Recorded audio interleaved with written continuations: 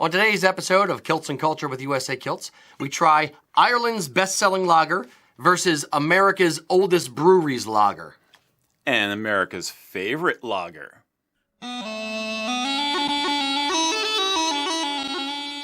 Anyway, welcome to Kilts and Culture with USA Kilts. I'm Rocky, and this is Erik. Yo. Indeed. Today, for our little pre-show test kind of thing, before we get into the Q&A, we're going to do a little beer taste.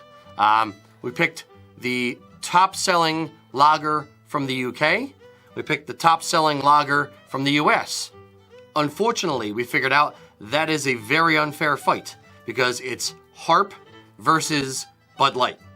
So, to make it a little bit more of a fair fight, we picked a Pennsylvania brewery, the oldest running brewery in America, Yuengling Lager. For everyone in Pennsylvania and down the eastern seaboard, effectively. Yeah. Yuengling Lager, the first, Yuengling is the first name of lager or something is their tagline. Mm-hmm. It's the bog standard beer outside of Bud Light that you get in the bar. It's just, give me a lager, and I give you Yuengling Lager. Mm-hmm. So, that's what we're doing. So, do you have one that you want to start with? I was thinking we'd start with the Yuengling, actually. I was gonna say the Bud Light. You want to start with the Bud? I think that's poisoning your palate, don't you think? I think we'll be able to wash the taste out of our mouths with the other beer. Okay, fair enough. Fair enough. So that was my plan. Okay. All right. So that being said, We got Exhibit A. And this exhibit, I will say, I apologize. We are drinking lagers from a Pilsner glass. Glasses. Period. It is what it is. Sorry, guys. That's what you get. Because these are the clean glasses that we had. So. I blame the construction. Exactly. Buildings are in construction, so all of our bar equipment is actually in storage right now. Yes. So, here, get the nice sound here. There you go. Mac, off camera, is Spud. also getting his Bud Light prepared. Get a nice thick head on my Bud Light here. I'm not drinking that much. All right. I'll take a bathroom I'll pour break a little bit halfway less through the for show. Eric's. Yeah, I don't want to, There you go. Is that one more than that? It's Bud No, Light, so no. I do not. All right. That is all the Bud Light Erik is going to drink. Now we wait 5 minutes for the head to go down? Nah. Head gives it a little bit of aroma, a good nose to it. Good nose to it. Color-wise, I'm noticing it is one step above clear. It's light, Rocky. It is light. It is light. Yes. I can't believe we're treating this seriously. Okay. It's I'm Bud not- Light. Yeah. I'm not even going to say, I don't want to say slancha for Bud Light. So just say cheers. Cheers. Yeah. Okay. Yeah. So, Mac?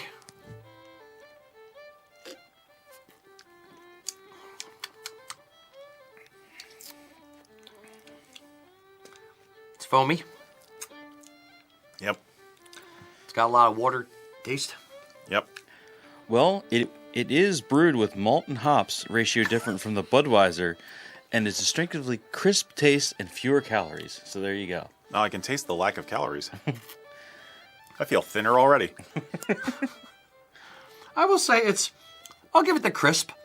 It's got like if you bite into like a Granny Smith apple. Mm-hmm. The aftertaste, the kind of like the slight bitterness in the back of your mouth, kind of crispness. I'll give it that. I'll say crisp. I might batter my fries with this. Beer batter, onion ring. You gotta batter like with something heavier though. This Actually we use Guinness and stuff for that when we do that. Yeah, I don't know. Maybe if you're like tailgating on a really, really, really hot day, that's how you sell this stuff. Yeah. I think it's all. Okay. Scale of 1 to 10. Mac, you. Scale of 1 to 10. Bud Light. I'll go 4. Really? 4. 4. Mac You're a generous man. gives it a score of 4. Erik. 2. 2.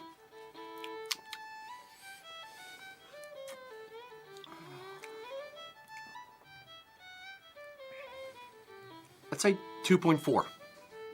Okay. 2.4. Okay. I'm going professional scoring here. Oh. It's if this is the only thing at a party, I was gonna say I would still drink it. Yeah, if I would somebody- not if some- insult the host. Yeah. Unless I'm going to a party tomorrow and they serve this, now they're going to figure out I'm insulting them. But I will say it's It's drinkable. It's not Yeah, I'd say like not great. if I was at a barbecue, you know, hot, It is- hot Pennsylvania summer, hot Yeah. and humid, and Yeah. at a barbecue, sure. Yeah, it's cold. Yeah, wash down a burger with There's this. a lot of water in it. Yeah. It's the lowest common denominator. Mm-hmm. I get it. Okay. Yeah, okay. Now, number 2. What should we do next? Get clean glass. Harp or lager? I'm a little biased in this test, so I don't know. I almost want to say flip a coin Okay. because I don't want. I mean, Harp. harp. Okay. All right. This we'll do.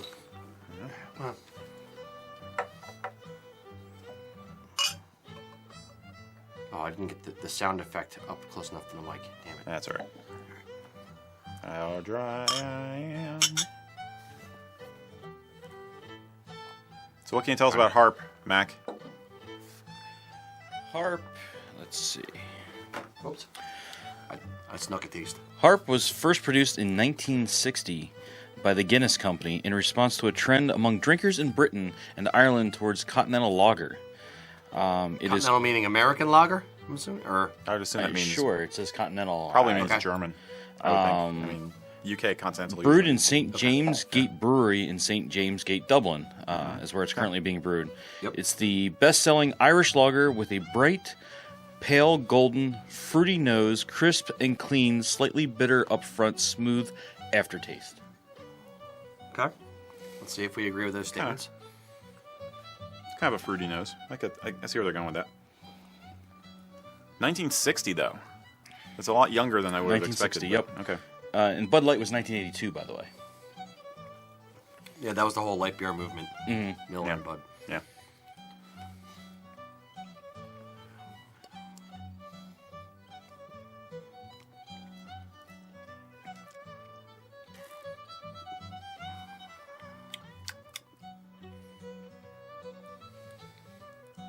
Okay. Mac, thoughts?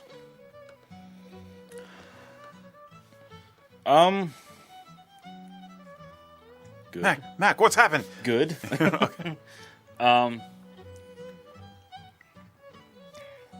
I definitely think we've stepped everything up a lot drastically since the last one. Yeah. But same, I think similar notes, just stronger intensity. Yeah. I don't disagree. Yeah. A lot less watery, Yeah. obviously. Still has a good head to it. It has a. Drinking lager as much, regular Yingling lager as much as I do. I know that I'm going to say the same thing for that, probably even more so. It has kind of a metallic-y taste, kind of. Yeah, that's an to interesting it. point. Yeah, I see what you mean. Yeah, I've it's kind of always a- noticed that there's- about lager. It has a very heavy metallic It's taste. it's something about the acids in it. I would assume. And it's not in a can, so like that's taking that out of it. I think that metallic is the negative side of crisp. You know what I mean? It's Okay. like it's a sharpness to the flavor. Fair? I see what you're getting. I think it's whatever hops they're using. I would think. Yeah. Okay. It's all right. Again, I would have this at a barbecue. Yeah. Yeah. I'd say it's okay. I agree. Good barbecue, good summer beer. Yeah. Or even fall. Like an Oktoberfest kind of, Yeah. Not that I'm going to be drinking Irish beer for Oktoberfest, but it's got a good warmth to it. It's not like a refreshing summer light citrus kind of IPA or Corona or something like that. It's got a little bit of warmth to it. Yeah. It's a little fuller. A little rounder. All right, Mac, scale of 1 to 10. Don't be afraid to give point something too. Lean into it. I'm gonna go on this one. I'm gonna go. Do 6. Interesting you say that. So 6.0. Got it. Okay. Yeah. Erik. I was actually leaning towards a 6 also. I was going to say like a 6.7. Okay. Bearing in mind that I am a stout person, not a That's not what a I was lager gonna say. person. Is that a 6.7 on your beer scale No. or on your lager that's, scale? that's on a lager scale. Okay. Yeah. I'm gonna say 7.2. Okay. It's good. It's Okay. good, strong beer. Okay. I enjoy lagers. I'm an IPA guy, but lager is my second choice. If I'm in a party kind of thing and they have, stouts or lagers, I'm going to pick lager every day. Yeah. So, yeah, I'd say 7.2. It's my number. Okay. I think it's a good, solid lager. That's your number? All right, number 3. Bring it back home. Yuengling Lager. America's oldest brewery, continuously run. During Prohibition, they actually they brewed non-alcoholic beer. Yep. So they are the the oldest brewery to brew straight through Prohibition. As I said, up and down the Eastern Seaboard, this is effectively the bog standard, beer you get at a bar. You just say, give me a lager. Yuengling is the first one. I think you stole Max Thunder. I don't know if you had any notes. No, on, you're right on. It's of course, I think you said it's headquarters in Pottsville, Pennsylvania, which isn't too far away from us. It was established in 1829. So it's famous for its rich amber color and medium-bodied flavor with roasted caramel malt for a substitute for sweetness, and a combination of cluster and cascade hops. Let's see, it's also born from a historic recipe that was resurrected in 1987. Huh. Okay. Really? Resurrected in 87. That's interesting. The one thing that the lager is definitely a darker colored beer, much more golden. I still have some of the Harp in my glass. Is that Harp or Bud Light? This is the Harp. Okay. Ooh, geez. Yeah. I'd hate to see the Bud Light. Yeah. No, the Bud was even lighter. Yeah. Yeah. They did one of the lagers commercial. Here's the Bud. Yeah. No, one of Lager's commercial campaigns was they had a bunch of light beers on the bar, and then they had Lager Light, and they just slid it up next to it, and it's effectively this same color next to a really, really light beer. So you still feel like a man drinking Lager Light. Right. Yeah. Yeah. So, yeah. Prost. Yes. Yeah. Props, John. Okay. Slanjava and Yep. cheers and all that. And Garajki. Yes. What about your garage key? Yeah. Here's looking up your kilt. That's my family's official toast is Garajki, and everybody thinks it's Polish or something. And they ask me, what does it mean? And I say, that is a sacred object of my family. It is that with which you open the door to the garage. Yeah. Garajki. Yeah. Very nice. My Polish friends especially found it amusing. Okay, so anyway. So, lager. Yuengling Lager. So, I still call it just lager. Just call it lager, It's so ubiquitous. Yeah. That it's Yep. brilliant freaking branding. I'll give them that.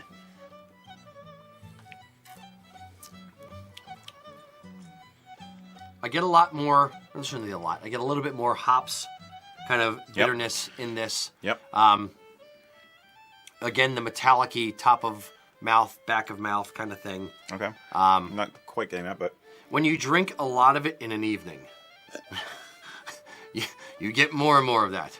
And less caramel. Yes, exactly. The weird thing is, I'll say this, I don't know how this happens or why this happens, but it's an anomaly with me. Specifically in Yuengling Lager, if I am drinking a lot of it, back in the heyday when I could handle my drinks, in my mid-20s, when we go to the bar, after the, fourth, fifth, sixth one, my ears started to burn inside, like get itchy and burny inside my ear. I don't know. Weird. And it was only when I was drinking lager. It must have been like a chemical thing with my body's chemicals. I don't know. I think I've heard of it happening to somebody else, but I've once or twice. It's not a common thing, but it was just, I don't know. Okay. I'm really sharing too much in today's episode. I can't wait to get to the actual questions. Yeah. So anyway, what the hell's wrong with Rocky is the first question. definitely hopsier. Definitely more of a body. For a lager, pretty heavy. It's definitely, as we went up the scale, or as we went up the scale of intensity, the scale of flavor has gone up. Yeah. At full swing. Yeah, it's definitely stronger. It's a little bit each time. That's the other reason I wanted to go in this order, was to go from light to what dark. I thought was going to be mid, because I haven't really had Harp for a long time. Yeah. To to lager, which I knew was going to be heavier. Jason says that the metallic crisp flavor you're referring to is a product of the yeast strain in the lagering process. There you go. Oh, There you go. of It's the course. yeast. That's what I was going to say. Yeast, yeah. You beat me to it, Jason, but thank you. Never strain your yeasts, kids. I think there's a shot for that. Probably. Or a pill for that. Yeah, I'll have a shot after this, sure. Okay. This is enjoyable. I don't have to worry about, like, I would have it at a barbecue, or I wouldn't mind it at a party. I don't have to qualify this. I would just enjoy it as it is. Fair? No offense to our Irish brethren, but yeah, I gotta give this one to the home team, I think. Okay. Yeah. Mac. Thoughts? Thoughts? Score, 1 to 10. Scored at 1 to 10. I'm gonna go 7. Strong number. Strong number. Yep. That's your overall score. That is not just lager score. That's that is overall beer score. I typically stick to around the lager ale spectrum in general. Okay. But, so Well, you're a better judge than I am then, in that sense. Okay. Yeah, I was gonna say like 7, 5, or 8 on my lager scale. Overall beer scale, probably a 5, because there are other kinds of beers I prefer. You know, but compared to the other ones, I would prefer this over the other ones we've had. Harp. Okay. I have to say. Harp, I said 7-2. For lager, for Yingling lager, I'm going to go 8-3. Okay. Yeah. I'll say that I think the Harp had a slightly nicer nose.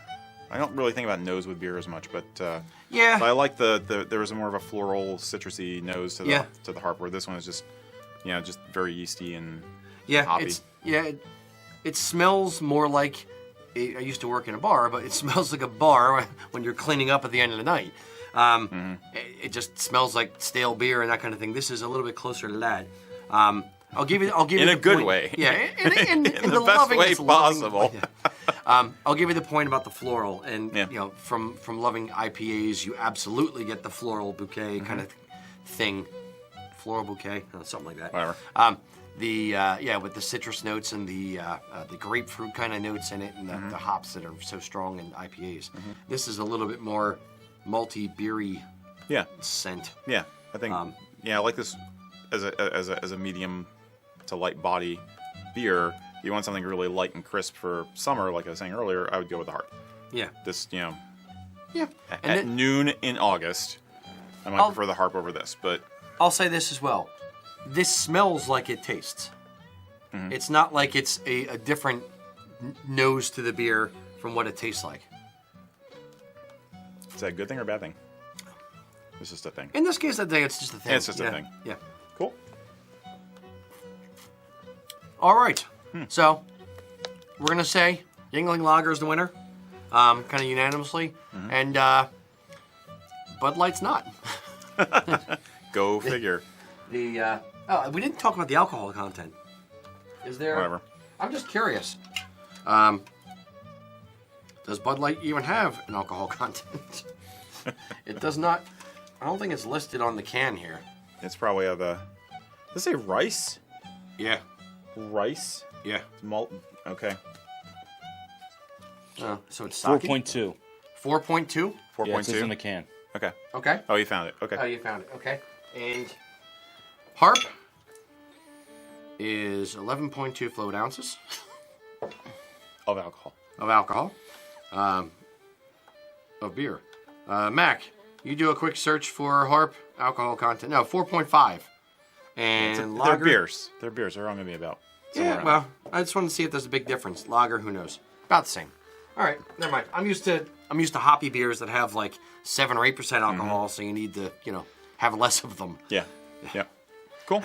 Okay, that being said, boys and girls, load in your questions into the comment area. Erik and I are here to answer any questions you guys have about kilts, Highland wear, Celtic stuff in general, and we have a list of preloaded questions that people had already asked and submitted before the show, but load them in and we'll get to them kind of as we go along here. That being said, Mac, do we have anyone who's loaded questions in yet, or no? Yeah, we've got Michael Ross is asking about pros and cons for sporran belt hangers.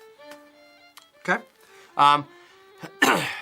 Sporran belt hangers or sporran hangers are the little fobs, effectively. If you think of like a biker wallet, where you have a chain and it clips to the belt. It actually has a little piece of leather that goes up and over the belt and kind of snaps below it.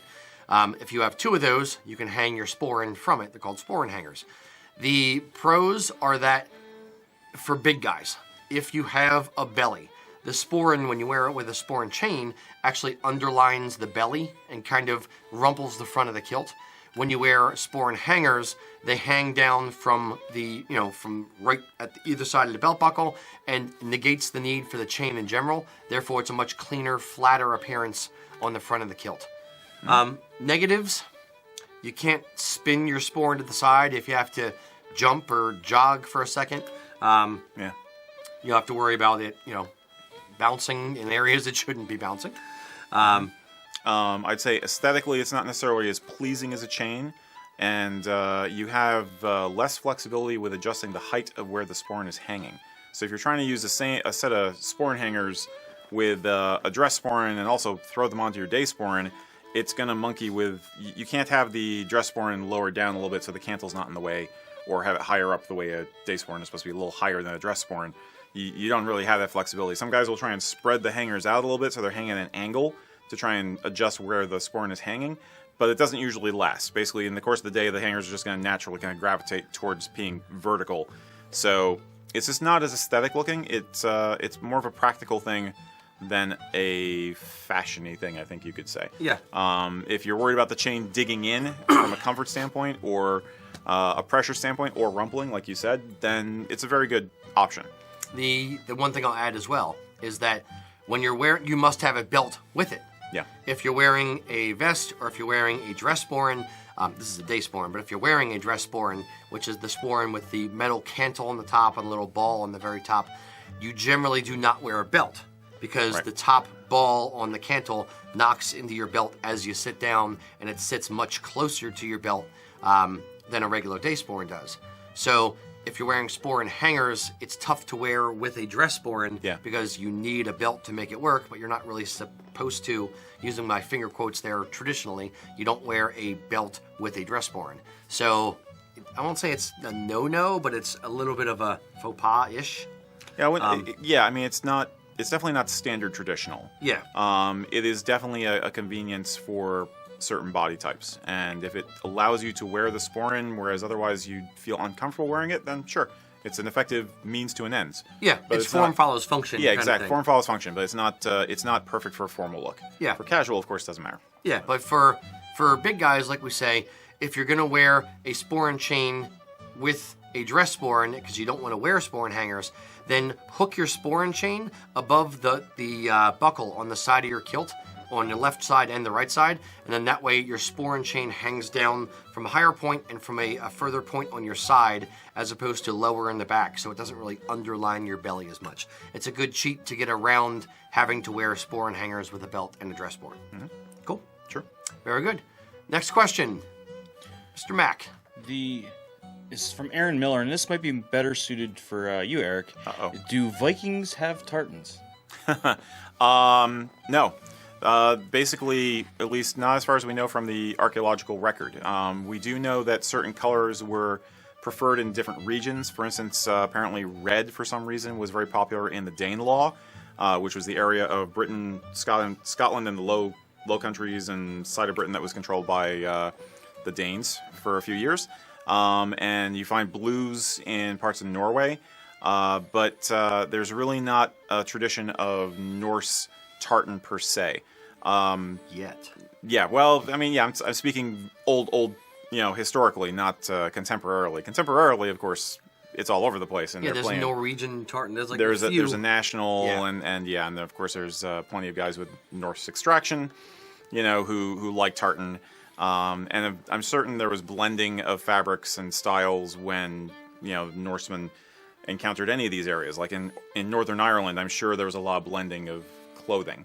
One of the possible etymological sources of the word kilt is from the Old Norse kjalti, which means to wrap around.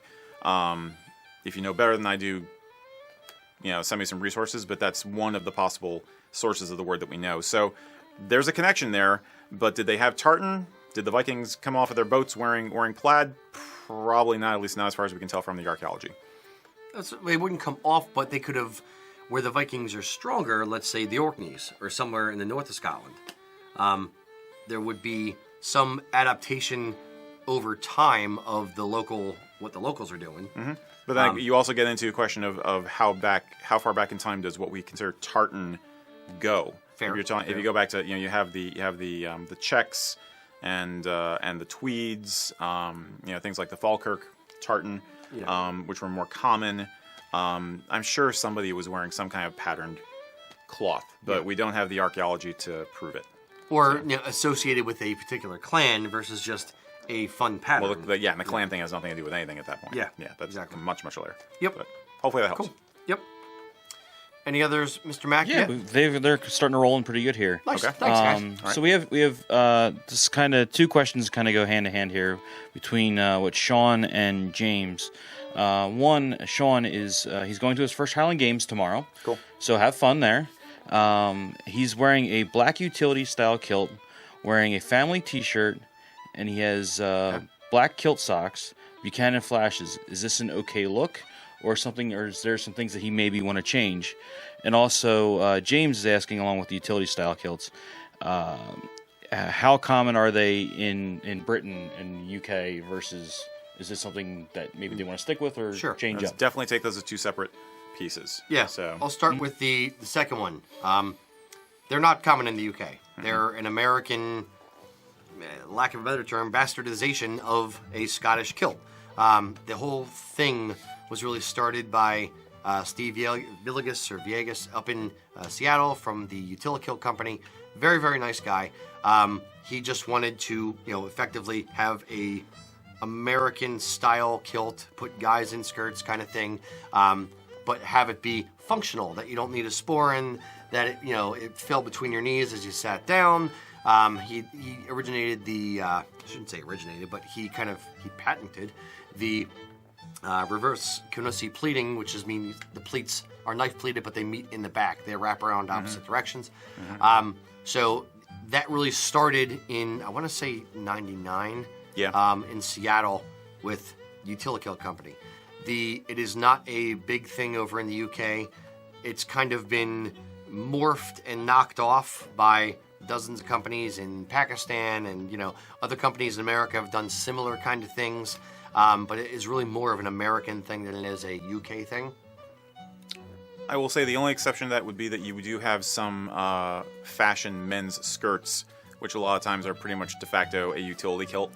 But those are basically a subcultural thing. You'll see like in London or Berlin or something like that, basically, part of a music scene like metal or goth or something. And it's not utility kilt in our typical sense of, I'm going to go conquer a mountain today, with my rugged utility kilt kind of a thing. It's not that. It's just a fashion thing. And in Scotland, it's not really a thing. You have 21st century kilts, which are solid color, tweed, or like avant-garde, snakeskin fabrics or whatever, like weird stuff that have pockets on them. So they're close, but it's more of a fun fashion take on a kilt than it is a utility garment. Yeah, and I would call that a little bit more like an urban high-end men's fashion thing as opposed to a utilitarian, rugged kind of utility kilt. Yeah, like it's what we think of when we think of a utility kilt. Yeah, so. And it's definitely more high-end couture kind of thing. Yeah.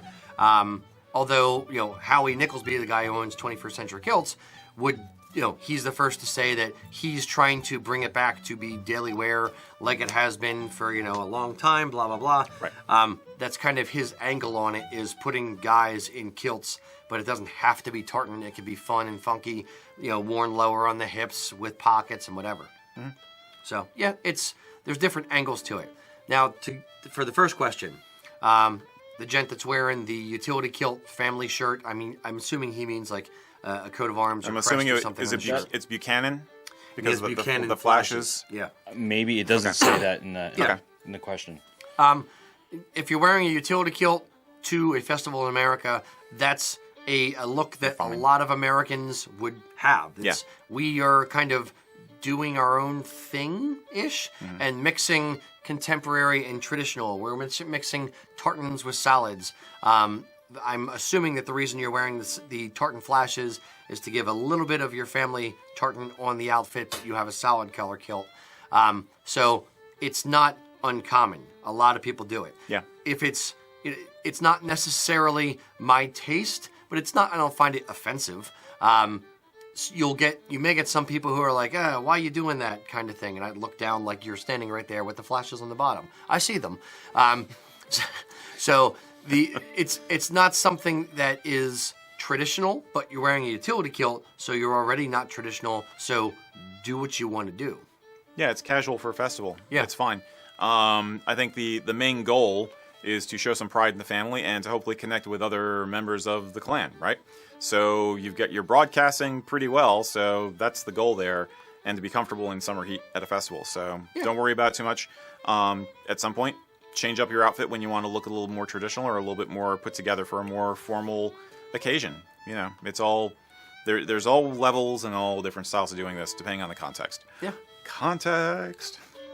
A lot of guys get into kilt wearing, myself included, from starting wearing a solid color utility style kilt. And then eventually over time, after you're wearing it 3, 4, 5 times, you start liking the attention you're getting, you like the compliments you're getting. Then all of a sudden you're like, you know what? I'm going to try a tartan kilt too. And then you kind of get sucked into it that way. Other people come at it from the tartan angle, and then they want to wear it more often. They want to wear it daily. They want to have a kilt for changing their oil in. And, then you end up just, getting a utility kilt or a solid color kilt. Yeah. So you can come at it from either direction. Yeah, exactly. Hopefully it helps. Yeah. Right? Cool. Okay. Mr. Mack. All right. Cameron is asking, is there any historical significance to a Brian Boru jacket, or is that a quasi-official Irish thing a la County Tartans? Interesting you ask. There's actually a pretty cool story. He's not wrong. I think he's correct. That's a modern thing, but go ahead. Yeah. The Brian Boru jacket. Here's the 2-minute version. Basically, there's a jacket manufacturer over in Scotland, and they wanted to update the Prince Charlie jacket for a more modern age. So they designed what's now known as the Brian Boru. They basically took the Prince Charlie, kept the tails, but softened the edges and gave it a shawl collar, and had the button chain closure across the front, updated the cuffs to an Argyll-ish style cuff, just something to bring the Prince Charlie kicking and screaming from the 1950s into the 1990s.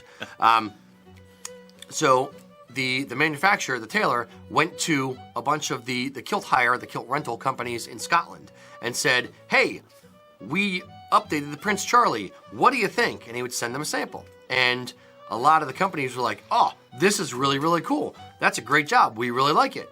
And then he said, great, how many can I put you down for? And they said, none, because we already have an entire fleet of Prince Charlies, and these are different. So they didn't want to change over their rental fleet. So basically what it boiled down to was he said, all right, well, I don't want to just scrap this because it is a good looking jacket. It's a nice style.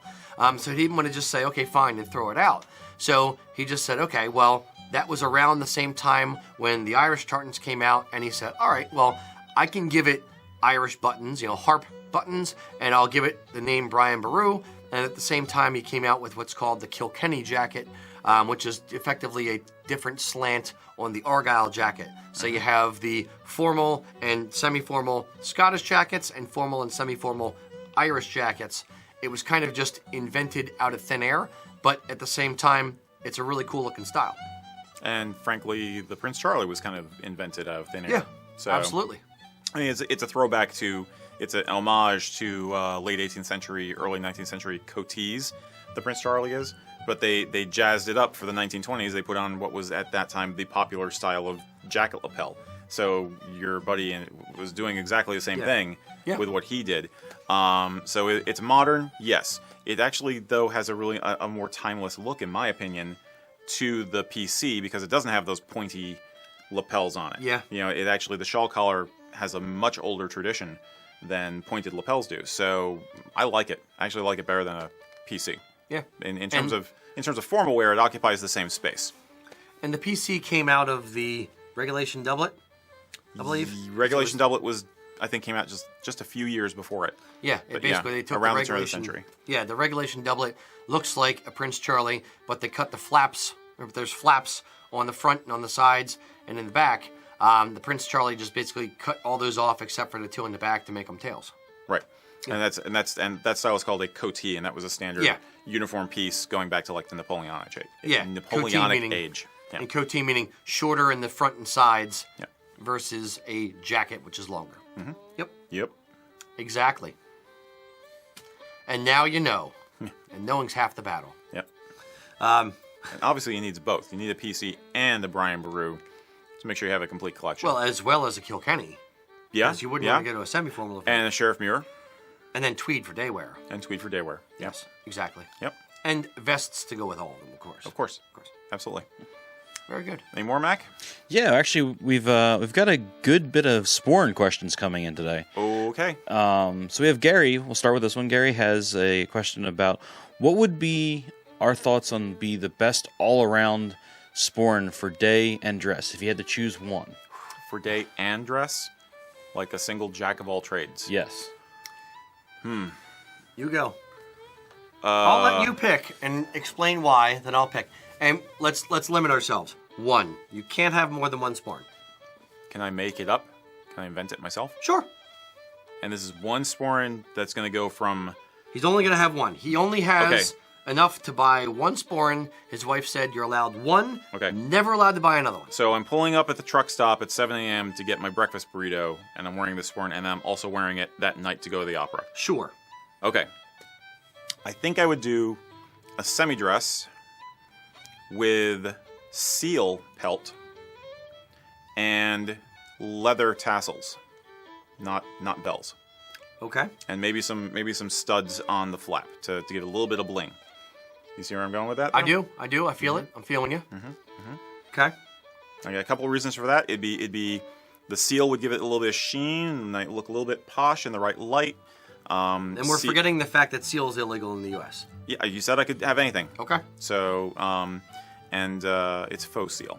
It's faux seal. Seal is also very hard wearing, of course. Yes. The leather tassels would not make too much noise, which bothers me with lost sporrans, and it would be, just elegant looking for day. But the seal will kind of kick it up enough of a notch. I might feel okay wearing it with like an Argyll, not a PC. I don't think I could do that, to be honest. But Well, you'd Yeah. be surprised. I'm not saying I haven't seen it done. Yeah, I I'm know. just saying. Even like I specifically remember this example sticks in my brain. I was at the St. Andrews Society of Philadelphia St. Andrews dinner, like November 30th, St. Andrews Day, and they always have a guest speaker. And the guest speaker that year was the Minister of Defense for the Royal Military or something, previous Minister of Defense, and from Scotland. And he came over and had his kilt and had his Prince Charlie jacket on and a day sporran. And Okay. it's one of those where I don't know whether he knew better or not, but I knew better, and I was like, it doesn't look quite right. So it doesn't matter really where you're from as far as that's concerned. Interesting. But it's what he had, so it's probably what he wore. Okay. Anyway, back to the question. For me, Yeah. what sporran would I do? I'll give a little bit of the lesson and then go into Oh, a lesson. yes, of course, lessons. Okay. And then I'll go into what you said and why I agree with you, and then go from my actual pick. Is this the Book of Rocky? This is Yeah. the book of Chapter the 3. first. This is the first lesson of the day. Book of Rocky, chapter 6, verse 3. Some people love semi-dress sporrans for that exact reason. It is, one sporran that is close enough for dressier functions, close enough for day wear functions. Other people will say it's neither fish nor fowl. It's not a dress sporran, so it does not look appropriate to wear with a PC or even with an Argyll-ish. And it's too dressy to wear with a t-shirt and a pair of sneakers. So it's a difficult one to kind of navigate one sporran for everything. That being said, if you're going to do it, a semi-dress is a solid way to go. My choice is the sporran that I designed, which is the hunting sporran with fur bottom. Okay. Yep. And that's effectively why I designed it. Was the hunting sporran? It's actually over Erik's shoulder in the shot here. If you're watching this, Hunting sporran is an oval-shaped sporran with 5 leather leaves coming down the bottom. And the sporran maker over in Scotland, they're usually just plain leather. Our sporran maker over in Scotland, I went to him and I said, Greg, I want something a little bit more, a little dressier to wear for semi-formal kind of stuff, but I don't like semi-dress sporrans. Change out the fur underneath the leaves for, gray bovine, which is another very hard-wearing fur. Yep. And legal. Yes. And I actually had a different design on the targe, which is the leather circle in the middle, to kind of help dress it up a bit. But at the same time, it's good for day wear, and it looks very comfortable in worn with a Prince Charlie or an Argyll, as well as a tweed jacket. And really, I could get away with it in my own mind, just with a polo and a pair of sneakers, as a nice looking sporran. I like the fact that it's kind of oval shaped because that keeps it closer to a dress sporran than a day sporran. Yeah, I get that. So that's my pick. Okay. Yeah, and for some reason I was completely blocking out hunting sporrans from my mind when I came up with my design. But I think part of it is because I don't like the openness of the closure on a hunting sporran. I'll give you that. I know it's more of a perception thing than a reality thing, but the fact that there's this open gap there, I like a flap, for security reasons, and weather, and crumbs from that breakfast burrito that I was talking about. Agreed. But that was a fun exercise. That was actually kind of cool. Absolutely. Yep. There was another one that we got that came in we were only allowed to answer with one. Let's do that question next. While we're on the only one. Sure. Our second only one question of the day. This is from Brian Taylor. And he's still on leather. He was saying, what if you could only have one pair of shoes for kilting? For any time you're wearing a kilt, only one pair of shoes.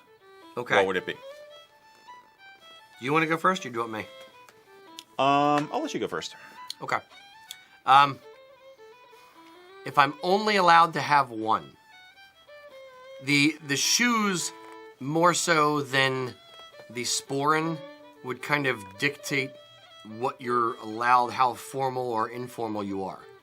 If you are somebody that only dresses up in your kilt and you only go to formal functions, then I would probably pick a pair of wingtips or something that could be dressed formally or smart day wear kind of thing. But then you're limiting yourself to wearing it with kilt hose and, still, office casual or nice. Even more than office casual. Well-dressed kind of thing.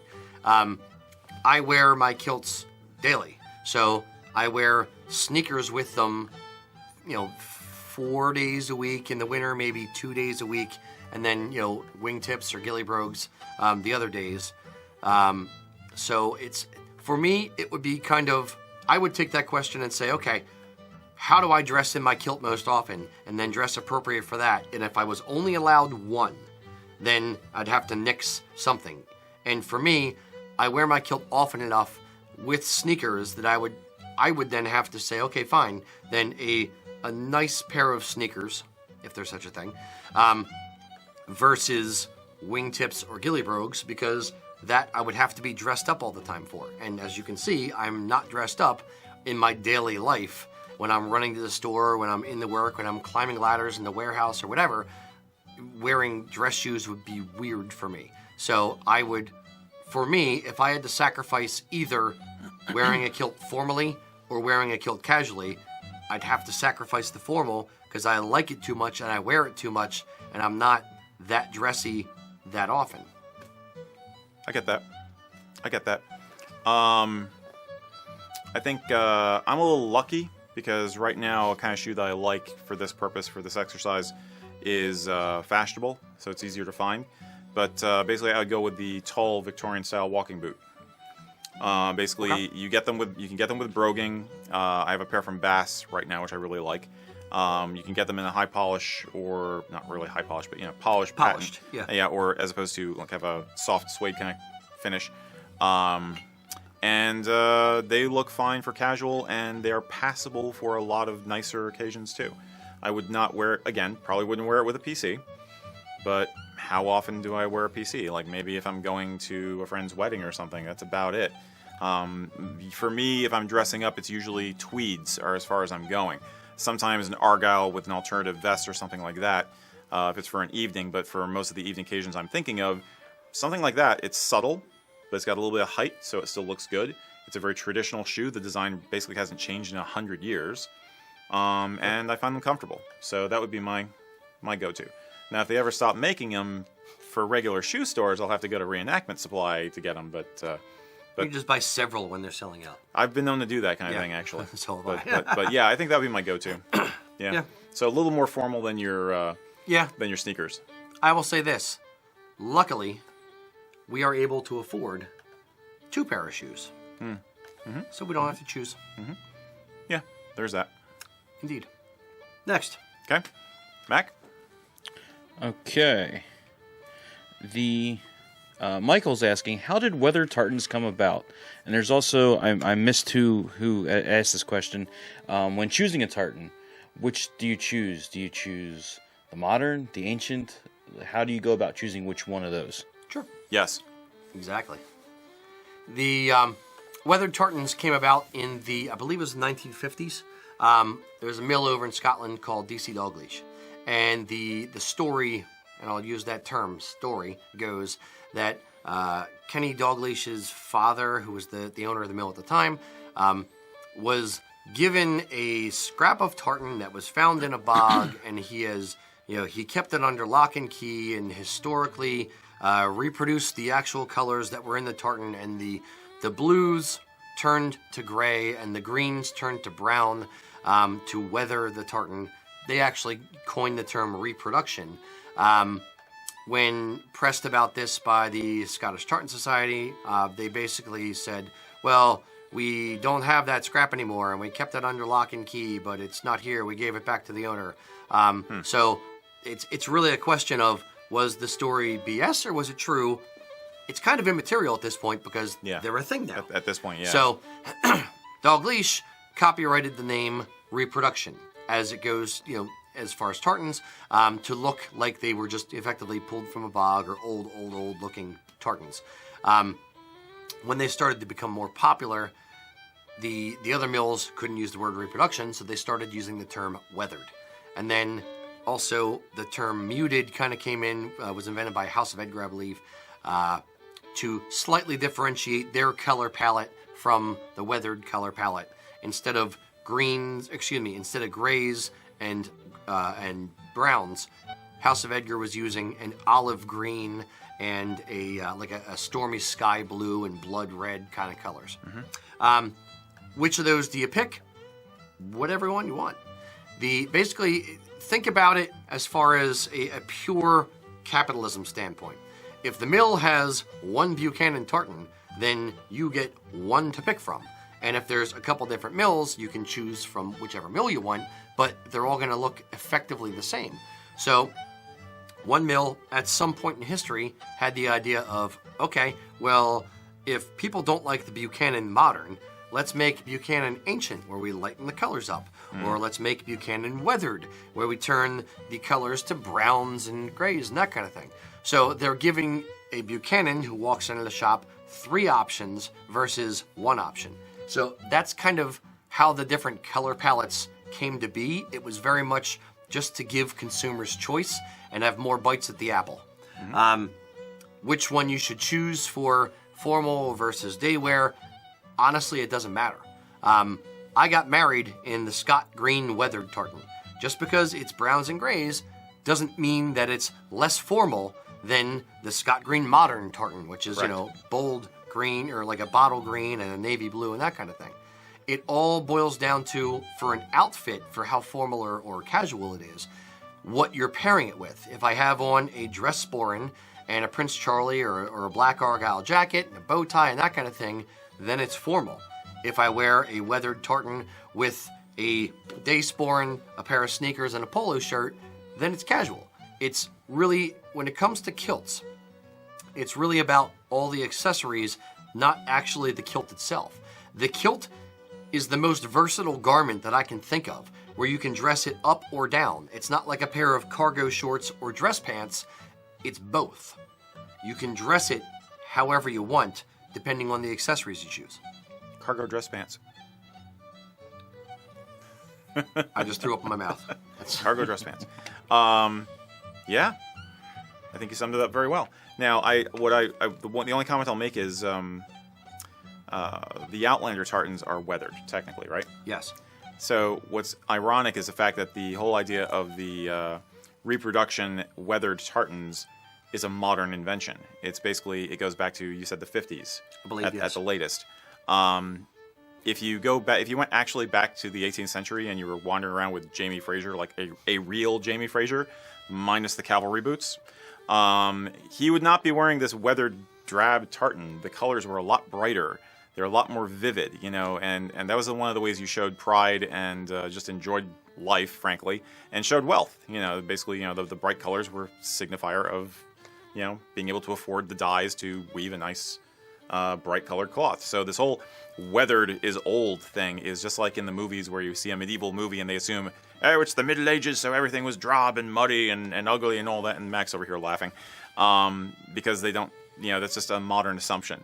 So it's from a modern standpoint, this modern invention of weathered tartans is a nice way to have a good sedate and naturalistic look.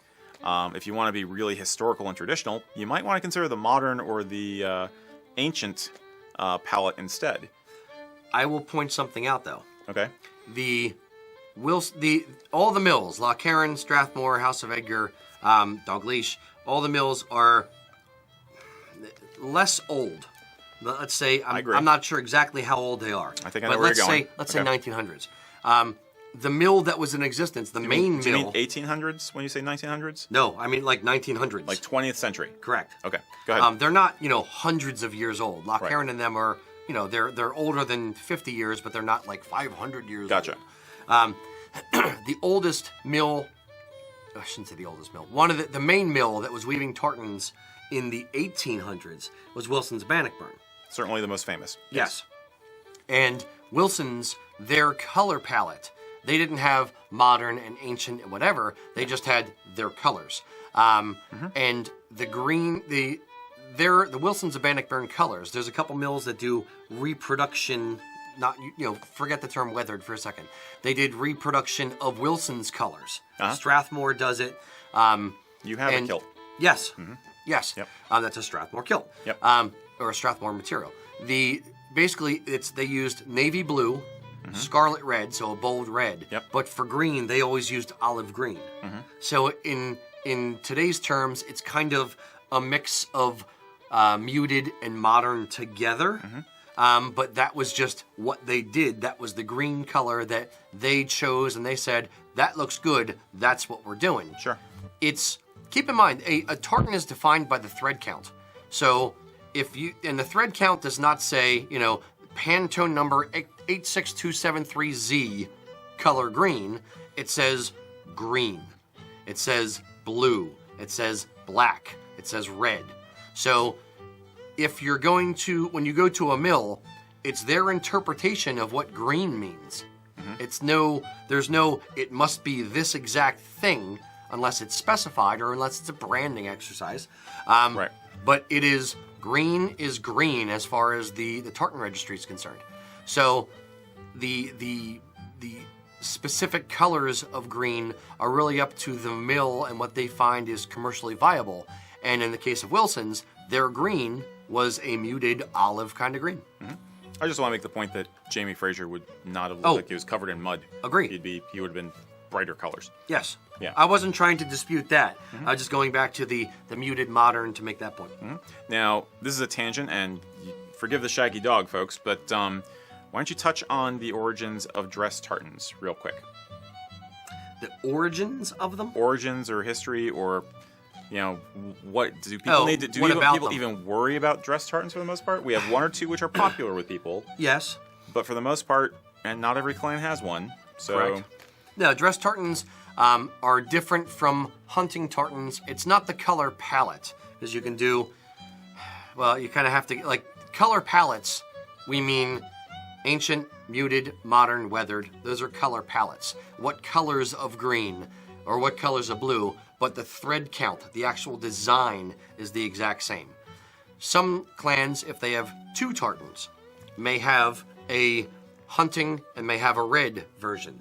So that way you can differentiate between 2 separate designs where the thread counts are actually different. There's also dress tartans, and using a very general statement, most dress tartans have a good chunk of white. So there's going to be a white field or a white section in dress tartans. Stewart has a dress tartan. Looks exactly like the tartan I'm wearing. This is Royal Stewart Weathered. But in Royal Stewart dress, this big red field is replaced by white. Gordon dress has a large white field in it. Campbell dress has a large white field. Those tartans will come in modern, ancient, variations, but it's an entirely different tartan from their normal tartan. There are a few exceptions, like MacLeod dress does not have any white in it. That's the bright yellow. That's the loud MacLeod. The loud MacLeod, exactly, yellow and black with a red stripe. But they're wholly different from the normal clan tartan. Do I have to have a dress tartan for formal occasions, Rocky? At least 1, if not 3. Okay. No, you don't. It's just they tend to be more feminine because of the amount of white in them. Highland dancers like dress tartans because it shows better from the stage and they're, lighter colors. But you don't need a dress tartan to be dressed formally. They're just a different tartan.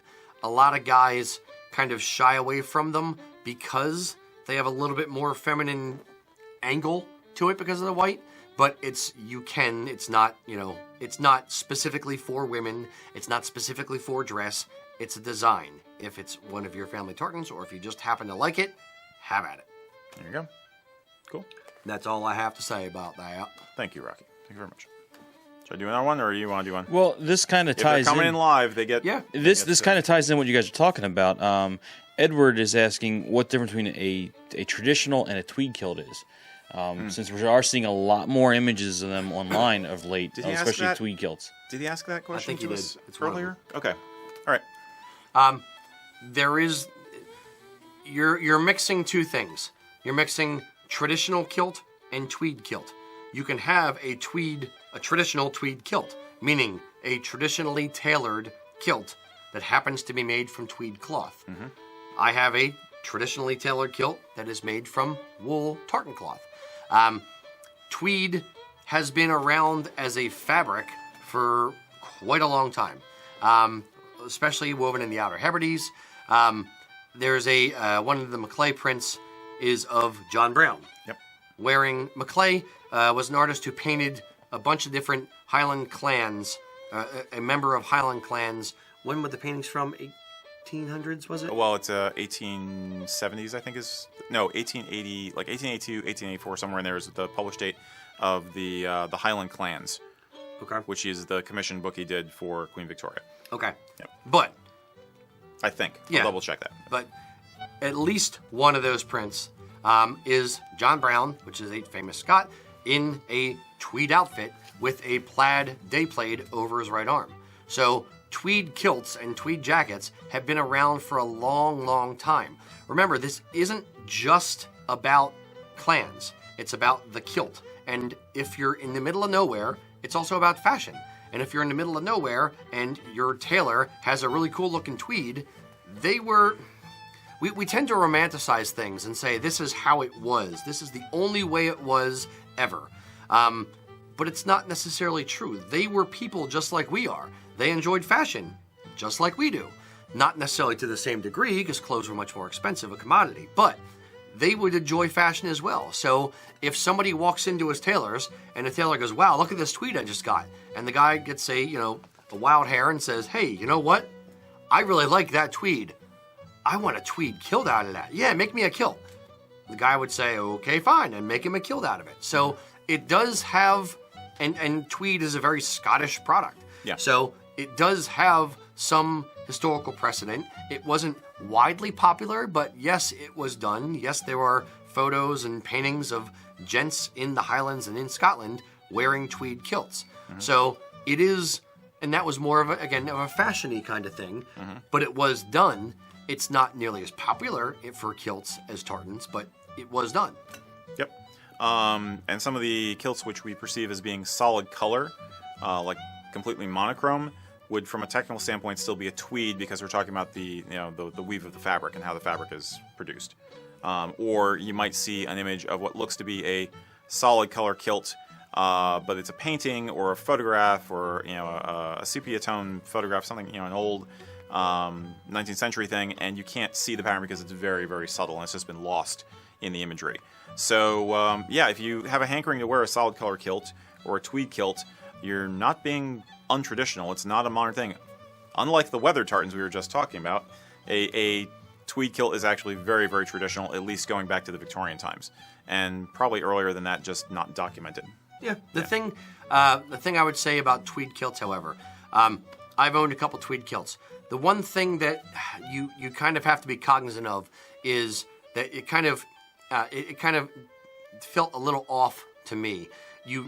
For me, when I wore my tweed kilt, I felt like I had to have on my sporran, I had to have on kilt hose. It's not as visually recognizable as tartan in a kilt, so it looks, if you're not wearing all the accoutrements, shall we say, you end up potentially looking like you have on the bottom half of a women's business suit. So for my personal taste, I always wanted to wear a sporran with it and hose with it and that kind of thing. And I'm talking more about solid color tweeds. Yeah. If you're wearing a patterned tweed or a window pane kind of tweed, then maybe you could get away with it a little bit more relaxed. Or if it's a tweed tartan, which is a new kind of fad thing that's going on. Yep, which is There's very cool. A few of the companies are weaving tartans in tweeds, which has been pretty awesome. Yeah. But yeah, that's something I would just point out to be a little bit wary of if you're wearing a tweed kilt. Yeah. Your mileage may vary. Yep. But yeah. And always get samples. If you're not sure, always get a swatch. Yeah. Anything else, Mac? Yeah, going back to the sporrans again, what's the best polish or cleaner for a cantle for a dress sporran, chrome and or antique? Just regular silver polish. For chrome, I don't think you'd even need it. Check that. Not silver polish. I mean like a polished cloth, like a cloth that you would polish your ring with. Mm-hmm. That. If it's pewter, absolutely a polished cloth. Yeah. Okay. If it's a chromed plated cantle, if the design is stamped in well and it's a very busy design, you won't really see it with finger marks. But maybe on the shoulder of the cantle, the top part that actually is like facing up at you, that is generally just flat, so you may end up showing fingerprints on there. Okay. I don't think it would tarnish it, but you'll see fingerprints. Yeah, you can't really tarnish chrome. That's the whole point of chrome. Yeah, fair. I can see, and if you're gonna try and get schmutz out of the crevices or something like that, like it's a very deeply cut design, then just a little soap on a toothbrush. Yeah. Honestly, yeah. So but I'd avoid harsh chemicals. If it's a silver, like an antique, silver cantle, yeah, then use appropriate silver cleaning. Chemicals. Yes, and what I'd say is you may want to, depending on how it's affixed to the bag and your comfort level, I would, if it was me personally, I would probably remove the cantle from the bag and then just, use silver cleaner on it. Yeah. Specifically on it, let it soak in it and that kind of thing, and then reattach it to the bag using white gloves or whatever. Yeah, but honestly, I've only rarely felt like I needed to clean a metal cantle. So I'm guessing that maybe there's a specific problem you've run into. Send us a picture. I'd be curious to see if you're running into a specific situation with a specific cantle that needs cleaning for a reason. Maybe it's more intense of a problem than I'm imagining. But for the most part, I don't find they really need a lot of special attention. Nope. Not the pewter or the chrome, at least. Pewter does, because it kind of it ages and gets a little bit tarnished over time. But that's actually a feature, not a bug, because you can get the patina built up in the crevices, and if you hit the surfaces with a silver polish cloth, you get more contrast in the design. Yeah, that's true too. So with the buckles especially, I always tell people that remember, keep it a little bit polished, and you're going to get a better look to the design over the years. Yeah, that's the buckle I'm wearing. Yeah. When we have them polish these, we tell them leave the polish it to a higher shine, but leave the stuff inside the crevices so it gives a higher contrast to the design. Yeah, which is Absolutely. Nice. Yep. Cool. Very good. Mr. Mack, any more? Yeah, Thomas is asking, is there a way to wear suspenders with a kilt? Yes. Over the shoulder. and under a vest. The suspenders with a kilt, it's personal preference. People do it. Yeah. It's generally, it looks a little off, so most guys that are wearing suspenders with a kilt can do it will do it underneath a vest. That way they don't have to worry about the suspenders, showing so much on the front and being such a visual thing. Yeah. But yeah, it can be done. I've seen one or two people pull it off, and it looks okay. Or the suspenders are subtle enough that it's not super distracting, but it is a little bit strange. It's like your kilt had a date with lederhosen, and things went wrong. But you'll probably want to go with, almost certainly you're going to want to go with having buttons installed in the kilt as opposed to trying to use clippy suspenders. Those are really not going to serve you well, and they're not going to be good for the kilt. So take the time to have either do it yourself or have a seamstress or tailor install proper braces buttons on the inside of the kilt to support those. But yeah, for a lot of people, especially if you have belly issues or something like that, we have some guys who have they have a sensitive stomach because of surgery, and they would opt for the braces instead of tightening the kilt down a lot because it's just uncomfortable. But if you have a vest on or a sweater, any kind of top layer to cover them up, nobody's gonna know. Yep. It'll be fine. So yeah, again, like I always say, do what is going to allow you to enjoy the kilt. Right? Absolutely. Yeah. Yeah, I'll say just from personal experience, it is from using it for World War I reenacting. Mm-hmm. It is, sorry, I'm nerding a moment there. No, go for it. But it's it's without taking them off, it is very difficult to weave your way through to get the kilt on, to get everything aligned. It does create a hassle, and you have to bend some interesting ways to get it all to work. But I've kind of ditched and gone for a stable belt instead for that fact. But yeah, it's interesting. Now wait, were the braces a standard issue thing then on some of those uniforms, or were they an optional thing? They were an optional thing. So Okay. you'll see additional buttons and stuff added to them. I see. Okay, what percentage of guys would opt for braces on their kilts, or you don't have that kind of data? I don't have that data, but Okay. it's definitely, you see it in a lot of photos. Interesting. Okay, so there you go. You have a historical Oh precedent. yeah, but I'm putting it in the current day context where braces and suspenders are not nearly as popular now as they were, 150 years ago. Very good, Mr. Mack. Let's see here. We have Bradley is wondering if it is taboo with mixing Scottish and tartan accessories. Scottish, tartan, and Irish accessories with a kilt, such as a pin, cap badge, and such. Right. The mixy matchy thing is more of an American tradition than it is done in Scotland. For instance, if you were a Stewart on your father's side, but your mother was a clan gun, you would, traditionally speaking, you would wear let's say father's a Stewart. Yeah. You'd wear a Stewart tartan, and then, if you wanted to wear clan jewelry, clan badge stuff, you'd wear Stewart clan badge stuff. You wouldn't wear a clan gun kilt pin on a Stewart kilt. It's kind of like wearing an Eagles jersey with a Steelers hat. It's just kind of, you don't mix and match like that over there. That being said, Americans, we have this burning desire to showcase all of our family heritage all at the same time. Right. So a lot of Americans will wear a different tartan with a tartan with a different clan kilt pin, or wear an Irish, brooch or an Irish kilt pin, or, mix and match different things.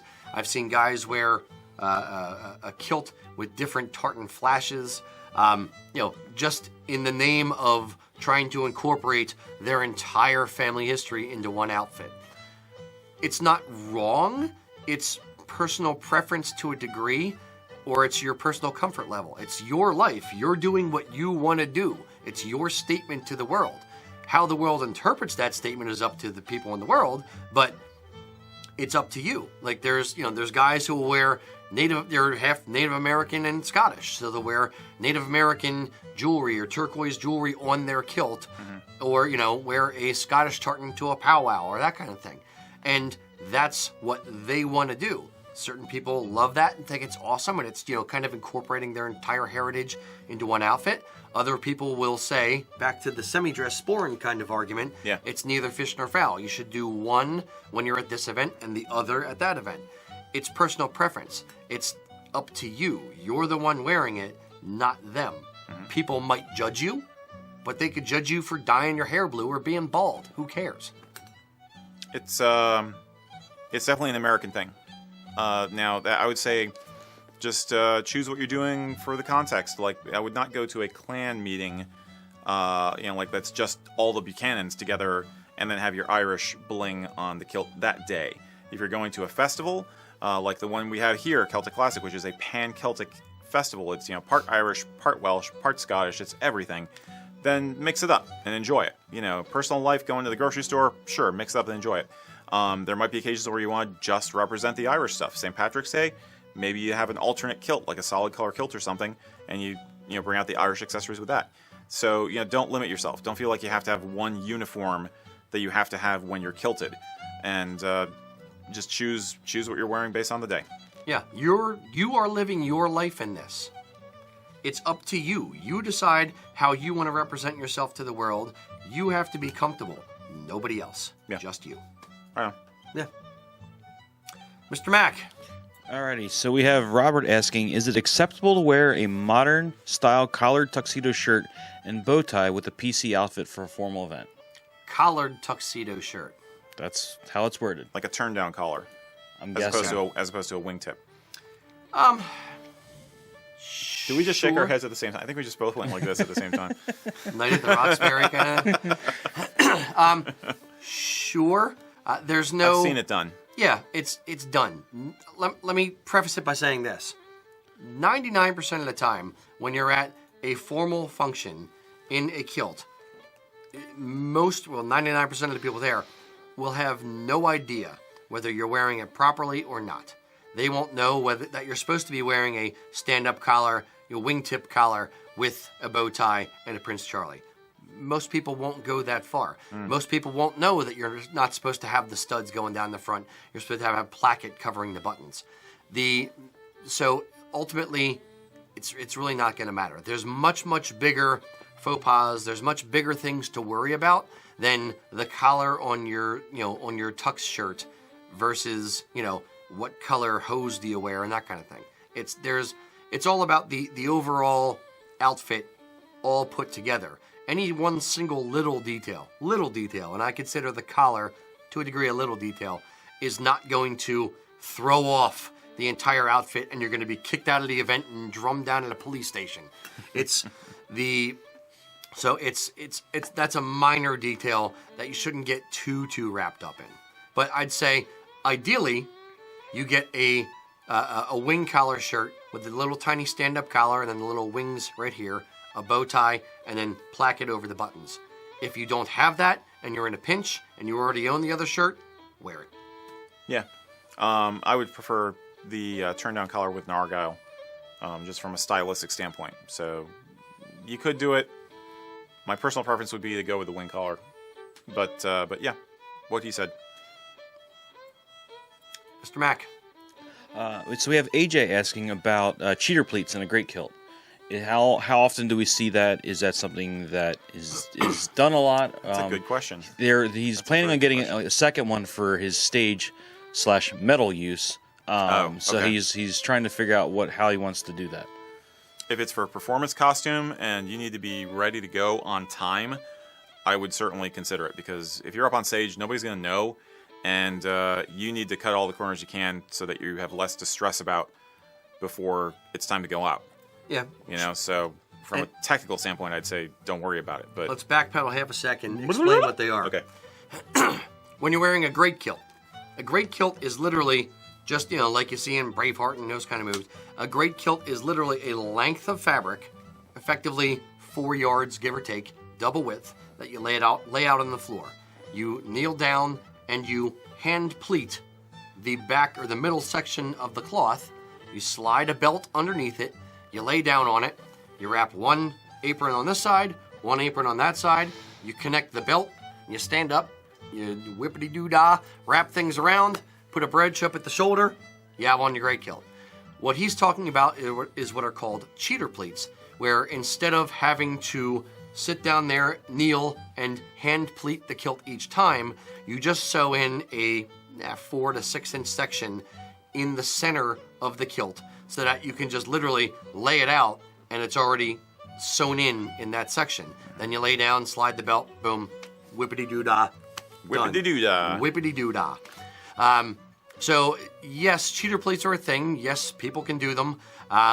They're not something we do. No. But it basically speeds up the process that you don't have to hand pleat the kilt every time you do it. I think it's a way of getting people who are not familiar with how to use a great kilt into buying one. That's why I think some manufacturers who offer them do that, is because, hey, we'll make it easy for you. There is speculation, and I'm not going to say it's a fact, but there is strong speculation that the Highlanders actually had their own form of a cheater pleat in the form of a drawstring. Just passing a cord or a heavy string, probably a tablet woven, very braided cord, through some of the weave of the cloth of your great kilt. So cutting slits and then weaving it in and out of the slits. If the loose, given the weaves back then, if the weave was loose enough, you might even be able to just kind of like poke it through. Yeah. But the idea being that you don't necessarily want to lay down in the mud every time you want to put on your kilt. You want to have it laid out on your cot or whatever, and it's faster just to be able to tie the drawstring. I think Matt Newsom addressed this in an article years ago. I think the jury is still out because it's it seems like a logical thing that people would do, but I'm not sure if there's the archaeological evidence to support it. I would rather you do that so you have more choice of fabrics and more flexibility in how you wear it than do the sewn-in cheater pleats, because, cheater, the name kind of says it all. And you're definitely very limited then. Whereas if you wanted to, I'm not chastising, but you know what I mean. It's kind of like... I do. Yeah, but there may be a time when you want to have the experience of putting on a great kilt with the pleating, with the folds, and doing that art form of doing it. And the cheater pleats sewn in are not going to allow you to do that. And let's remember, there's easily a half a dozen different ways you could wear a great kilt. It wasn't just pleating it with the belt like Rocky was describing. There are other ways you would arrange it depending on the weather conditions and what you were doing. And if you have the cheater pleats in there, again, you're limited.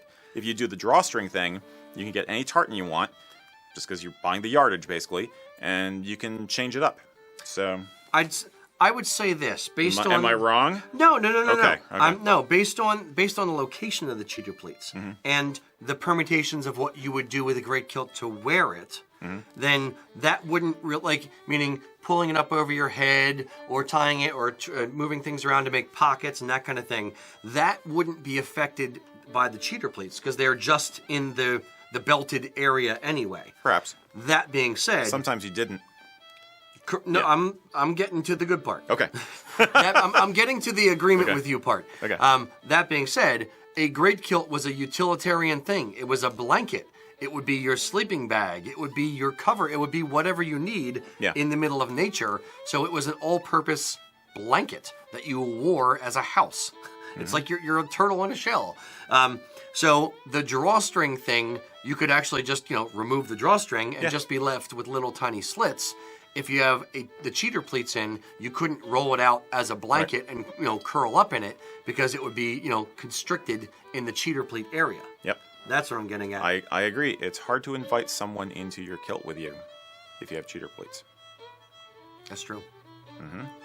But they need to be in your... Never mind. Well, I'm assuming, I recommended some form of cheater pleats for him for getting ready for the show. Yeah. But, after the show, when you're inviting people back to the dressing rooms and stuff, for the after party, then you might want to have more flexibility with the kilt, and that's probably... Would you be in the kilt at that point? This is a family show now. Maybe it's an outdoor show. Maybe it's an outdoor venue. No, this is a family-friendly show. Oh. Before we get too blue... Yeah, that's Tell my me take more on about it. these musicians and backstage antics, please. Later. Now I would do a cheater pleat of your own using a drawstring so that you have the convenience for getting ready for a show. Or if it's just, that being said, we're talking about historically and we're talking about using it in nature and that kind of thing. If you're just doing it for a metal show, then and that's your costume for the show, do it. Yeah. Who cares? If it's Yeah. just the costume for the show, where you put it on before you go on stage, and at the end you take it off and you put on a pair of shorts, have at Right. it. Yep. Cool. Very good. That was fun. Mr. Mack. I like that. Here's the tough, hard question of the day. no. Here's the blue. Is it blue? Yeah. No, it's Chris is asking, what are the origins of the grandma candy you send with the orders? And he's waiting patiently for his next strawberry candy fix. Is that Chris Gulick? No. Oh, it's a different Chris. The one of the things that we try to do as a company is there's a book by a guy named Tony Hesh called I think it's called Delivering Happiness.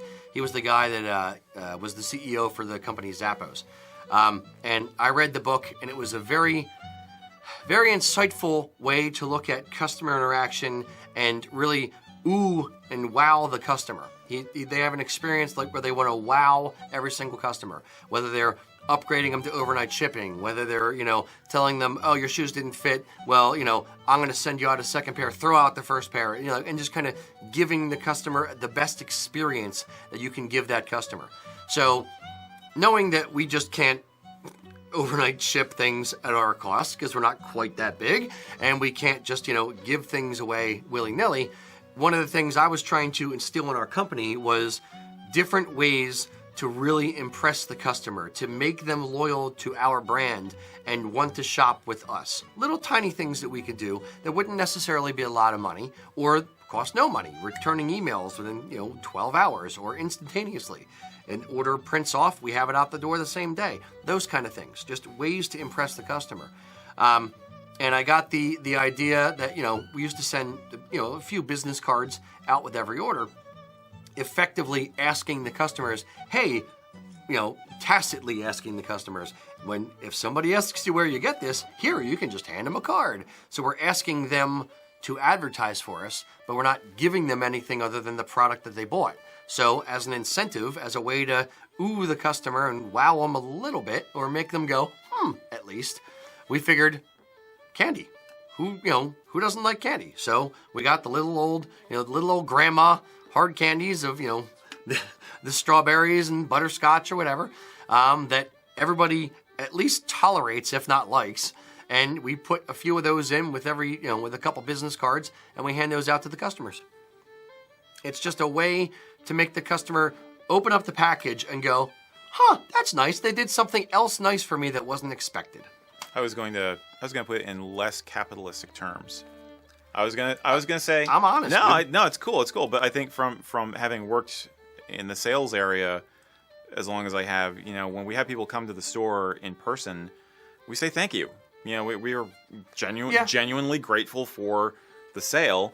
You can't do that when you're shipping a package. So the candies are kind of like the little abstract, mini thanks. Well, we appreciate the business. We do write notes when we can, but yeah. If it's crazy, it's the middle of the St. Patrick's Day rush, we won't write a handwritten note on every single packing slip. My calligraphy skills are horrible. As a general rule, we do try to actually, write a little thank you on every single packing slip that goes out. We do not do it every single time, but we do our best effort to actually do that. Amazon did that when they started as well. I don't know if you knew that. Nope. Yep. Nope. They used to write thank you notes on every single packing slip that went out when they first started in business. What? That may be a bit difficult now. It might be. But I'm sure they have a robot for that somewhere. Exactly. But we found a way to sweeten the deal. Time to move on. Next question. Me? Yep. Oh, I get to do one? Yeah. Right on. Sweet. Okay. I was waiting. Get it? Sweet. Yeah. Sweet. So his puns we're supposed to laugh at, mine no. Get it. I see how it is. Okay, Michael Lingefelt. He's a newbie, and very basic question, classic newbie question. Should a belt and a sporran always be worn? And I'll go further and say, should they always be worn together, or can they stand separately? Do you always have to have both? Okay. If you're a newbie. Or even if you're not a newbie. I'll start with the most odd is, should a sporran be worn? Yes. The sporran is your pocket. It's where you keep your stuff, your keys, your smokes, your wallet, whatever. So you do need to have a sporran on because a traditional kilt, does not have pockets. So I will take mine off if I'm running around the office, but I'm within effectively arm's reach of my sporran at all times. A belt should, when you're wearing a day sporran, you can wear a belt with a day sporran. That's fine. If you are wearing a vest or you are wearing a dress sporran, then you would not wear a belt, or it's ish. A dress sporran, which is an oval-shaped sporran with a metal cantle on the top and a little ball on the top of the cantle. When you sit down, that is actually going to knock into the actual belt buckle and either scratch the buckle or scratch the cantle on the top of the sporran or remove the, knock the ball off. So generally when you're wearing a dress sporran, you're not wearing a belt. If you have on a vest, the vest comes down, meets the top of the kilt and overlaps the top of the kilt by a couple inches. So generally, you're not going to see the buckle, or you're only going to see a tiny little bit of the buckle. So general convention is when you're wearing a vest, you don't wear a belt because you can't really see it anyway. That's one of the rules that I will break on occasion if I really like my belt buckle, or I just put it on and forget about it or whatever. So it's not the end of the world. You will not be strung up by your heels if you wear a vest and a belt buckle, but it's breaking with convention a little bit. Yep. I'll say occasionally I'll wear the belt with the vest if I think I might wind up opening the vest for a very casual look, because I am a hipster. But otherwise, yeah, it's going to be in your way, and it's mostly cosmetic. I mean, I do like the snug feeling you get from wearing a kilt belt, but it's not necessary to hold the kilt up. So you can go without it. The sporran, yeah, it's a practical thing. There's very rare instances where you're going to want to wear a kilt without a sporran. Maybe if you're one of these guys who puts all your gear into a jacket or something. But no, I think the sporran is pretty much going to always be there. It can also be a handy thing for hiding unsightly bulges on some occasions. So there's something to be said for having the sporran in the front. Hey, I'm just calling it like it is. I'm just being honest. Helping your kilt sit between your legs when you sit down. Yep, when you go sit down. Yep. Absolutely. So it has some hidden advantages as well as just being a focal point that helps kind of draw the outfit together. So yeah, hopefully that helps, right? Yeah. Okay. Should I do another one? One Mac? thing. Oh, sorry, go ahead. One thing, we did not announce what tartans we are wearing today. Good point. And we did have someone ask that. Insert that here. Okay. Inserting tartan here. Okay. You want to go first? Or you want me to do it? Have at it. This is the Owen Glyndwr Memorial Tartan, affectionately known just as Glyndwr. And Owen Glyndwr is basically the Welsh William Wallace, very famous freedom fighter from Wales, and this is also one of our most BA tartans you can get in polyviscose fabric. So it's great for lightweight, hot occasions like concerts and stuff. So this is a kilt I wear to shows. So I just love this tartan. Very cool tartan. It looks lovely. Thank you. You're welcome. I think it looks metal, but that's me. Lovely metal. Lovely metal. Yes. Yes. Sterling. It is the daintiest of metal tartans. Okay. Reminds me of the... This is a heck of a show today. Yes. Must be the beer. Reminds me of the... if I was ever going to be in a band, we had to name the band Mildly Irate. That was going to be the name of my band. Okay. Yes. Okay. Never formed a band, but I had the name. I was ready. We've got the musicians. It's true. We should totally do a band at some point. We've got the guys on staff. We have what, 2 guitarists and a drummer, a piper. We got everything we need. Hurdy-gurdy. Yeah, and hurdy-gurdy. So. I can play the jaw harp. Yeah. Okay. Sure. Yeah, man. Kazoo. Yes. Yeah. Kazoo. Yeah. That. Talk about metal instruments. Kazoo, baby. Oh, yeah. Yes. So. That was a tangents aside. Tangent Go of ahead. a tangent. Tell us about your tartan. Yes. This is the Royal Stewart tartan. When I started making kilts and wearing kilts, Royal Stewart was never one that ever appealed to me. It was too common and too red. But as I kind of got into it, I started wearing more bold, more bright tartans. And recently, Martin Mills came out with a new collection of weathered tartans, and they did a weathered Royal Stewart tartan. And it was the only time I looked at Royal Stewart and I was like, now that I would wear. So I ended up getting that and making myself, no, Mac, did you make me this kilt? Yeah. Yeah, Mac made me this kilt in the Royal Stewart Weathered tartan, 13 ounce. Love it. And it is lovely. Thank you. It is royally lovely. So he also wears Stewart, of course, because of his love and adoration for his wife, who is a Stewart. Right? I've grown fond of her, yes. Okay. All right. I'm trying to prop you up here, man. No, I love digging holes. Okay. All right. Fine. Any more questions, Mac? Actually, we just got one from Henry. Rocky's wife. Rocky! Where do you think you're sleeping tonight? It's a question on spats. Okay. Is this something that's accepted for regular full dress attire, or is this a band or military look, and could this be accepted today? It's a band thing. It's totally a band thing. Or military. Yeah, band/military. A band going for a military look, to be even more precise. You know, not all pipe bands will wear spats, but it's definitely a military fashion. I've seen one or two people in the steampunk scene trying to put civilian spats, in other words, the low cut, not the military tall white ones, but basically the short, more tuxedo type style spats. No, gaiters are something else different. Okay. Well, there's gaiters also. That's different. Trying to wear those little gray ones that you'd see over dress shoes, like in the 1920s or in the Victorian age, with a kilt. I find it distracting. Yeah, so for formal, I would basically not do that. Yeah, and spats are going to cover up your ghillie brogues and the nice laces that you got to tie up your legs. So since you're suffering for your art, why cover it up? Yeah. Yeah. Yeah, wouldn't recommend. Nope. All right, Mr. Erik. Okay. All right. Speaking of ghillie brogues and not spats, Robert Lynn is asking us, should ghillies be tied in the front of the leg, off to the side, or somewhere in between? Ah, yes, the age-old ghillie brogue lace question. I will preface this by saying, don't write me angry letters. There are multiple ways to tie ghillie brogues. We did a YouTube video on how to tie ghillie brogues, and the way that I tie them here in the shop, and the way that most of the guys here tie them, is basically at the front. You take the two laces, twist them around each other 5 times, 3 times, somewhere in there. Bring it around the back of the leg. I do a half knot, bring it back around the front, do another half knot about that far above the top of the shoe, and then tie your bunny ears, do a double knot, boom, done, out for the day. We've had people tie them on the side of the leg as well. That is just as fine. Ultimately, it is a minor detail, and that is not something that is going to really overly negatively affect the entire outfit. I actually had, on one of our YouTube videos, we had somebody screaming at me saying that, no, ghillie brogues must be tied on the side. How dare you, you dumb Americans, you have no idea what you're doing.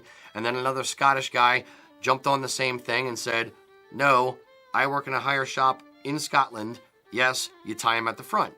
We've had people, bark at us for telling people to twist it around 5 times. That is ridiculous.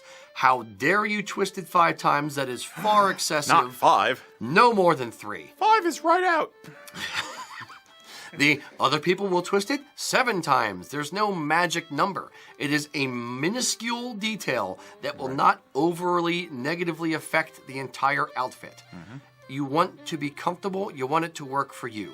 If you have calves that, go down lower on your leg, or you have a hard time keeping them up, then maybe don't do the twisty thing at all. Maybe just do a half knot, bring it around back, do it around front, so it's only that high above the shoe. It's not the end of the world to do things slightly differently. Ultimately, you're tying shoes. It's not much more than that. They're shoes. It's not some sacred ritual that must be observed to the letter, or the heavens will open up and some demon will come out and destroy us all. You're tying your shoes. Not you specifically, but to all the people who comment about this kind of thing, gear down. They're shoes. There's much more important things to be worried about. Okay, so saith the Rocky. Exactly. I Here hear endeth the ya. lesson. I think, there's definitely room for variety with this. I will express my own opinion. I have seen people who tie the knot at the back Now of that the looks ankle, horrible. and I think that looks kind of stupid. But I've seen lots of people do it at the side. I've seen lots of people do it in the front. Those are really the only 2 variants I'm used to seeing. But Side meaning outside, not inside. Yes, outside, not inside, which is where your flashes should be. Also, by the way, flashes should not be on the inside. But yeah, it's don't miss the forest for the trees. You know, there's so many details with Highland where you're going for an overall gestalt of having the outfit look good, and we are not in the military. This is not military regulations. You are not in the Royal Fusiliers, I don't think. Chances are you're a civilian, probably in the United States if you're watching this, and you're going out for a good evening or to a special event. You want to look generally good, but nobody's going to measure you with a micrometer to make sure that your laces are the proper height. So exactly 24 millimeters above the lowest knot. And it's basically, if you're new, try and try to do a good job putting the outfit together.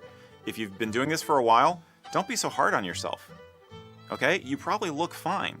There's always room for improvement, and there's always room for refining your personal style and your take on things as you go. But don't let perfection be the enemy of the good. Okay? Just kind of dovetail on what you're saying here. That's basically, that's what I would say about it. Yeah, but not at the back. If it's at the back, then the ghost of William Wallace is going to come down and smite you. You should be shot. Yeah, that's absolutely. Horrible. Yeah. The other thing I'll kind of dovetail a little bit with is if you have these type of questions, join Facebook groups specifically asking about kilts. Yep. We have a group called Kilts and Culture. Join that group, and I would specify, look, I'm not just looking for a pat on the back and a you look fine. I want a traditional answer. Is this traditional? Should I be doing it this way? And that kind of thing, whether it's your ghillie brogues or any other part of the outfit. From a traditional standpoint, is this generally done or not generally done? Because a lot of times in groups, you're going to get positive reinforcement and negative reinforcement. Our group, we try to stay a lot more positive, but you'll get everyone saying, you look great, you look fine, well done, great job, even if it's not. And then on the flip side of the coin, no matter how well you are dressed, you'll have somebody who's in there who knows better, who's going to tell you how you're supposed to be doing it, because anything except their exact perfect definition of what they were taught when they were 2 by their great-great-grandfather will just not fly. So take some of it with a grain of salt, but specifically ask from a traditional standpoint, not looking for validation, what should I be doing here? And if you're in our group, you're generally going to get positive critiques. Yeah, I agree. May I make one other personal rant? Sure. Personal rant. We're all going to rant today. One personal rant about ghillie brogue laces, or more to the point, pretending you have on ghillie brogues and ghillie brogue laces. Please don't do it. I've recently seen a trend of people trying to wear regular shoes, even hiking boots or walking shoes or sneakers, not sneakers, but some kind of regular shoes, but because they're wearing a kilt and they want to look traditional, taking the laces of those shoes and instead of tying them off normally, twisting them up the ankle and tying them in a ghillie brogue style. It is not aesthetic. It looks odd. So as gently as I can possibly say, my, again, personal rant, don't do it. Don't bother. You're going to look fine with your shoes tied in the normal way if they're normal shoes. Ghillie brogues are a relatively modern invention as a throwback to a romanticized past. And if you look at older pictures, again, going back to my favorite example of the Victorians, you don't necessarily see guys wearing ghillie brogues. So if you're wearing regular shoes, do not try to pretend they're ghillie brogues. Okay? If your shoe has a tongue, don't lace the laces up your ankle. So endeth my rant.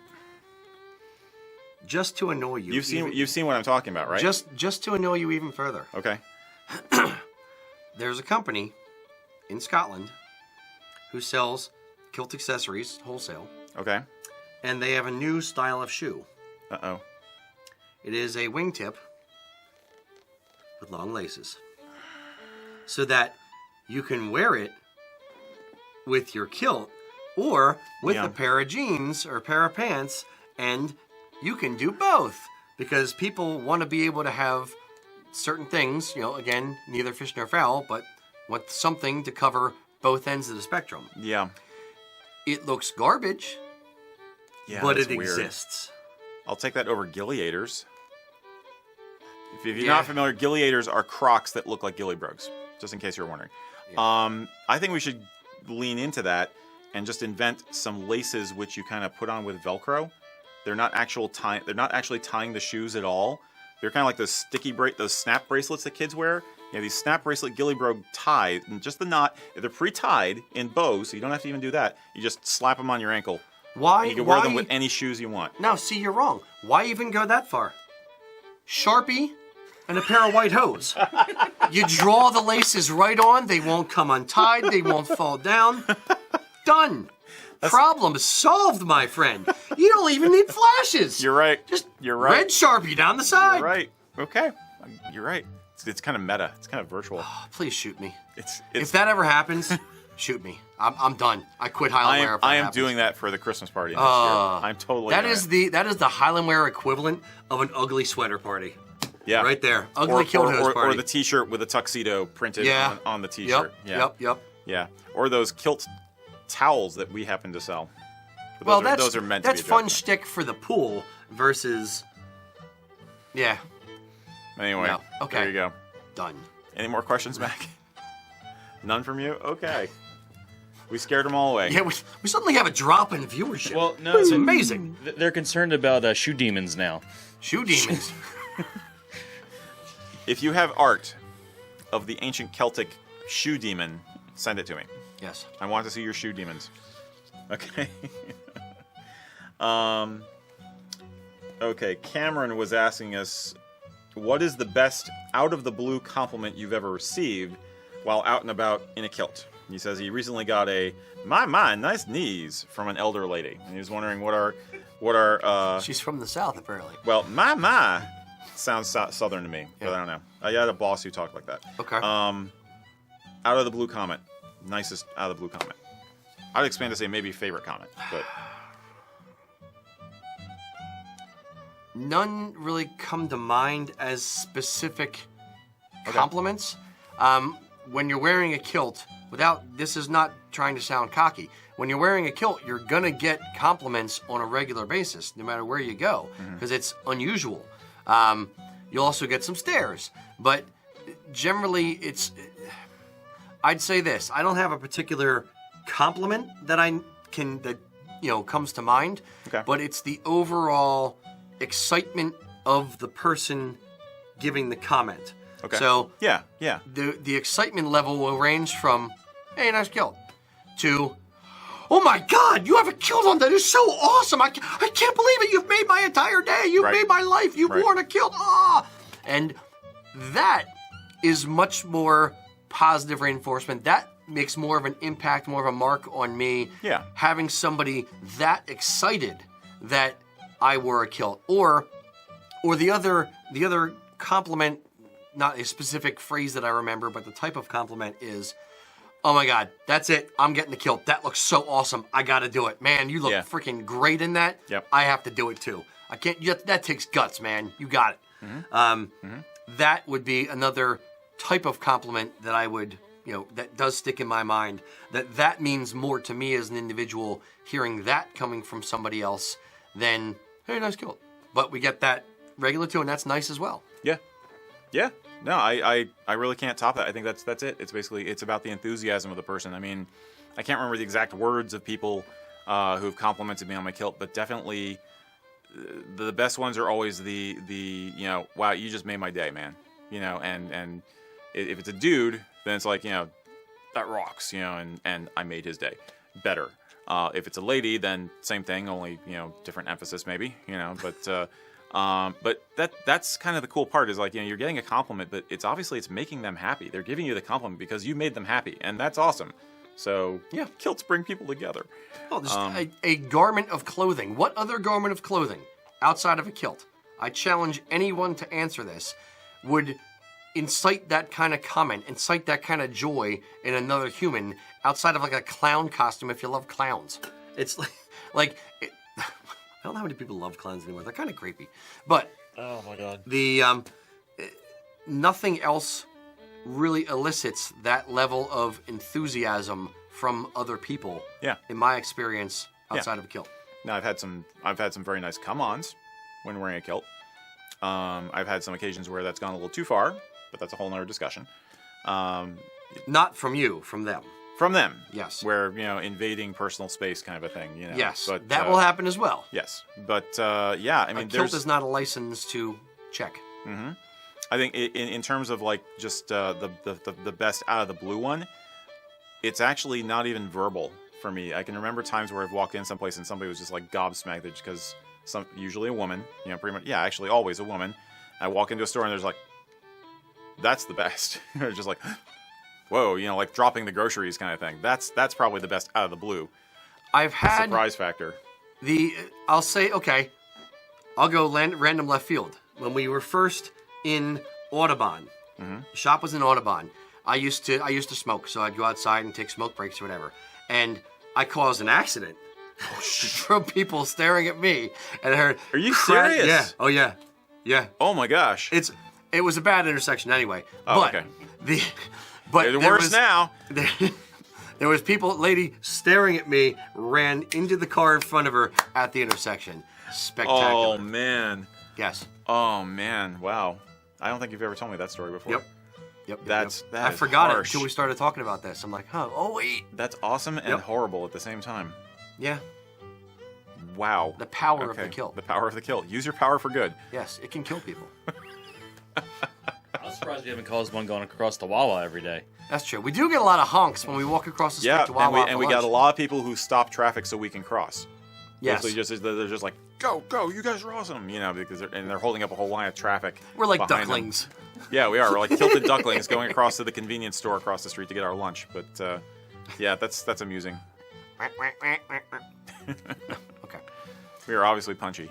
I blame the beer again. Not enough beer though. Any other questions? Eric Cameron did say he's watching. Hey, Kirk. He did say that you were spot on. It was a Southern lady. So you get a double. You get 2 stickers for today. Well, bless her heart. In a nice way, not the actual way. Very good. My, nice knees. All right, we got time for a few more. You got any coming in, Mac? Okay. All right. I think we talked about the tweed thing. Yeah, okay. So we already did that. Okay, Mario was asking us, when and where is it okay to forego the vest and just wear the Argyll jacket? Can you do that with other styles of jackets, for that matter? I'd say Prince Charlie, no. Generally, you wear a vest with a Prince Charlie. You don't wear just the Prince Charlie by itself. An Argyll jacket you can wear with the vest, or you can wear without a vest. You can do either or. It's generally a 5-button vest, not a 3-button. Yeah. Yeah, it's basically, I think an Argyll jacket without a vest looks more businesslike, if you will. You'll see, like, for instance, judges at a piping competition. Very often they'll have the necktie and just the jacket on and not the vest. It's that kind of a thing, where you want to look like you're official, like you're in your business-like. I'm going to be business-like today, kind Spiffy.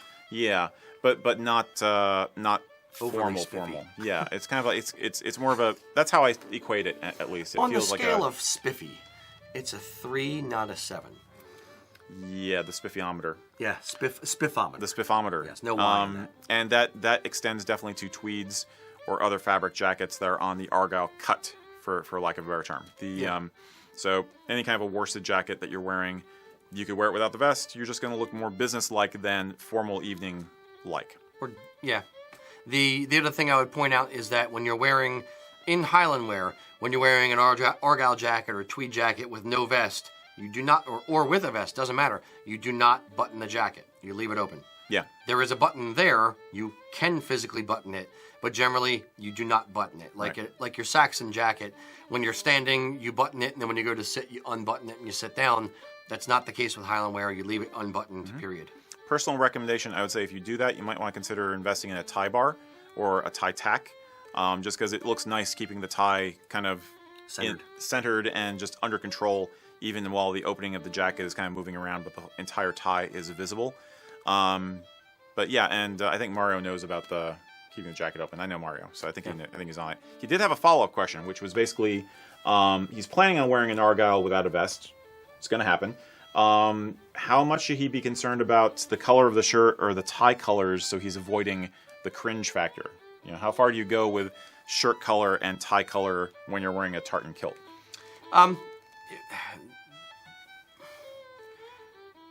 As far as you want. We're more concerned about the matchy thing than He's over Canadian, in Scotland. by the way. North Americans. That's what I meant to say. North Americans. My general rule of thumb is what I like to do. It's not a hard and fast. This is not Highland wear. This is just my own personal take on it.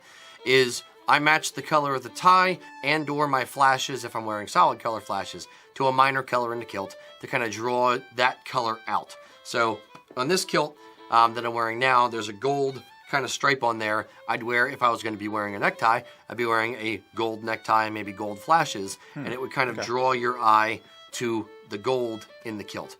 Alternatively, you can wear a red necktie with a red kilt or a bottle green necktie with a bottle green kilt. Although when it's a major color in the kilt, it tends to look a bit much because it's so much in the kilt already. Mm-hmm. Black is always a safe but not really fun option. Yeah. Or the other thing you could do is a club tie, which is angular stripes that in the UK would signify your school or your club that you're in. Very traditional. Even if it's not club colors or school colors, it's still a very traditional style. Yeah. I would say you can definitely go too far. I would avoid brightly colored shirts, like a pink shirt or a yellows or some or greens. I would be careful with that. You're gonna have to experiment a little bit. Just lay the outfit out on the bed. Put the tie down on the shirt with the kilt. Take a look at it. If you're not sure, go take your shower. Go shave. Come back and look at it after a couple of minutes and see what you think then, just to be sure. The one thing I absolutely would not do, and again, this is my personal preference, if you have a tartan tie, do not wear a tartan tie without a vest, because you got this tartan going from here down to here, and then the kilt. It just looks odd, at least in my estimation. It's not wrong. It's not against rules or anything, but it just looks a little weird. It just looks a little weird. The tartan tie looks much better if you have some separation, some blank space of a vest or a sweater between it and the kilt.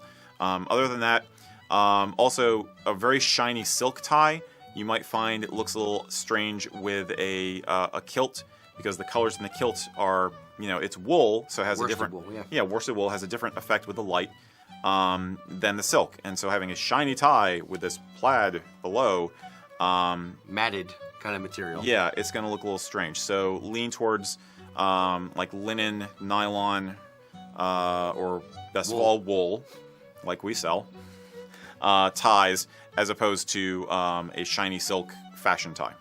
Yeah. Or satin. I definitely wouldn't do satin. Yeah. And I'd say this, in general, there's a reason why when you walk into Brooks Brothers or any men's store, light blue and white are the vast majority of the shirt colors that you see there. Yeah. They will match pretty much anything. White, obviously. The light blue is a very forgiving kind of color. Blue is more forgiving than green. So if you're wearing a modern color kilt or an ancient color kilt with either navy blue or a light pastel-y blue, that blue dress shirt is going to look fine with either of them.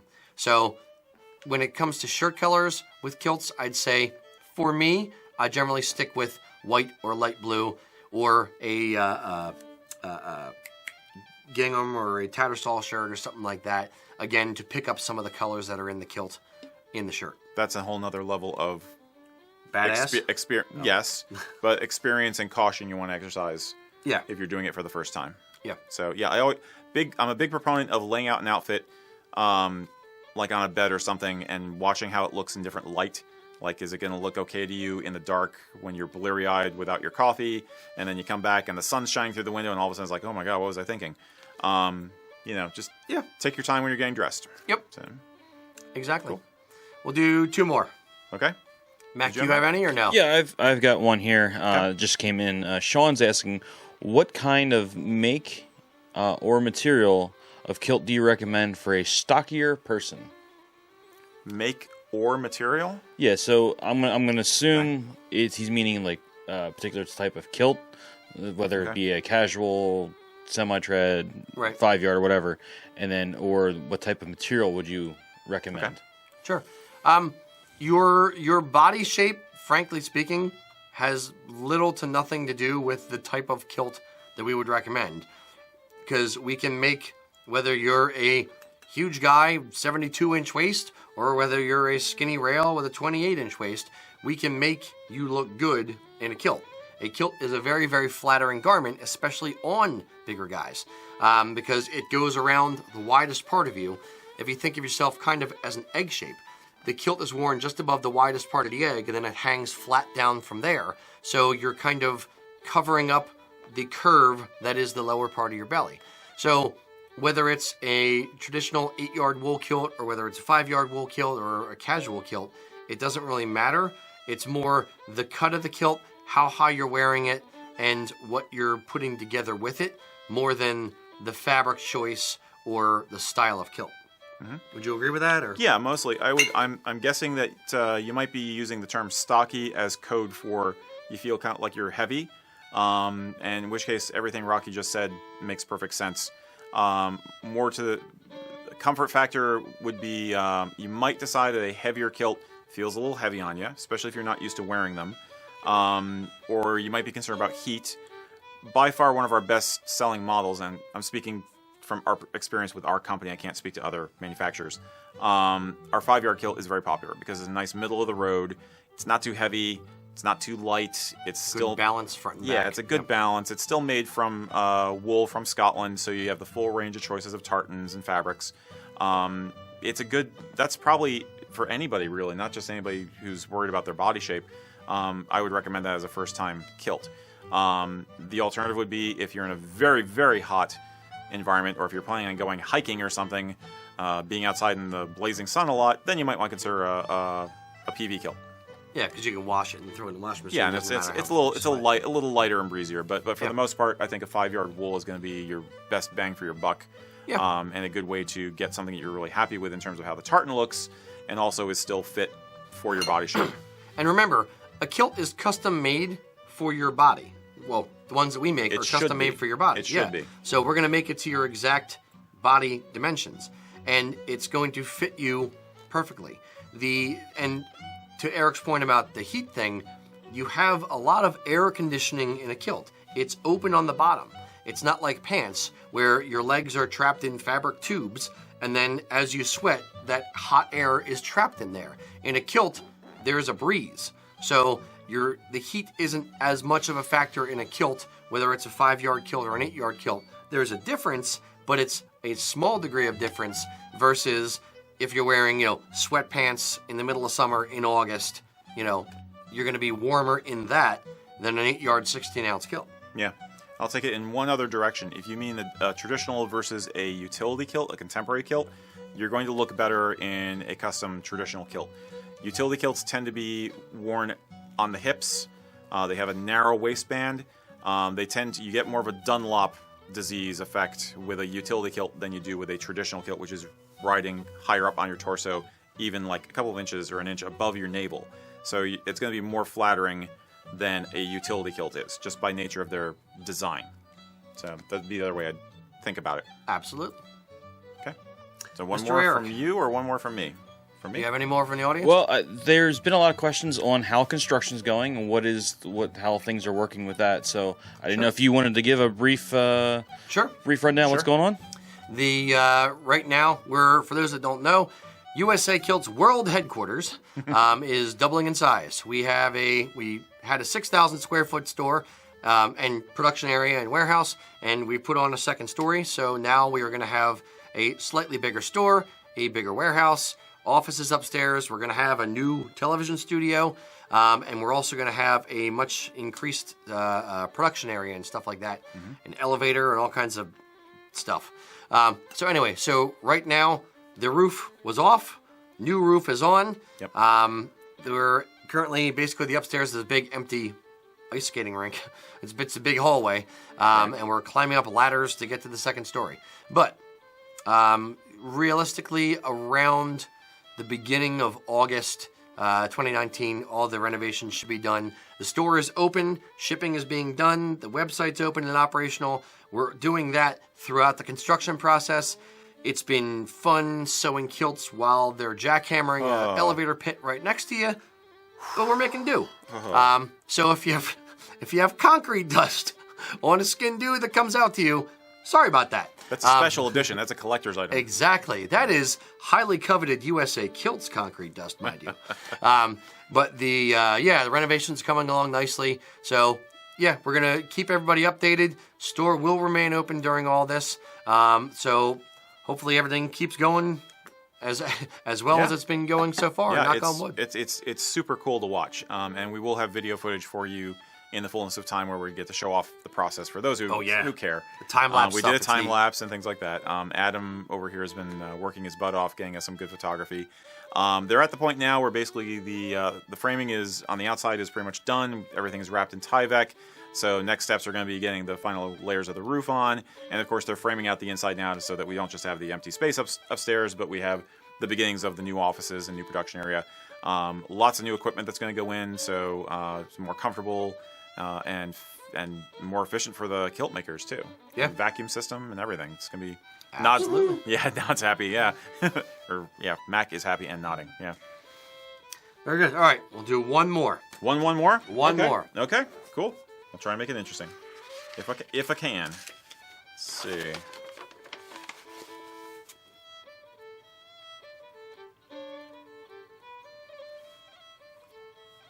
Drum roll.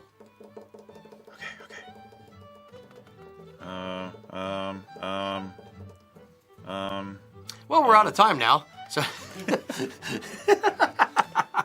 never no out pressure. Of time. Never out of time. Kilts are timeless.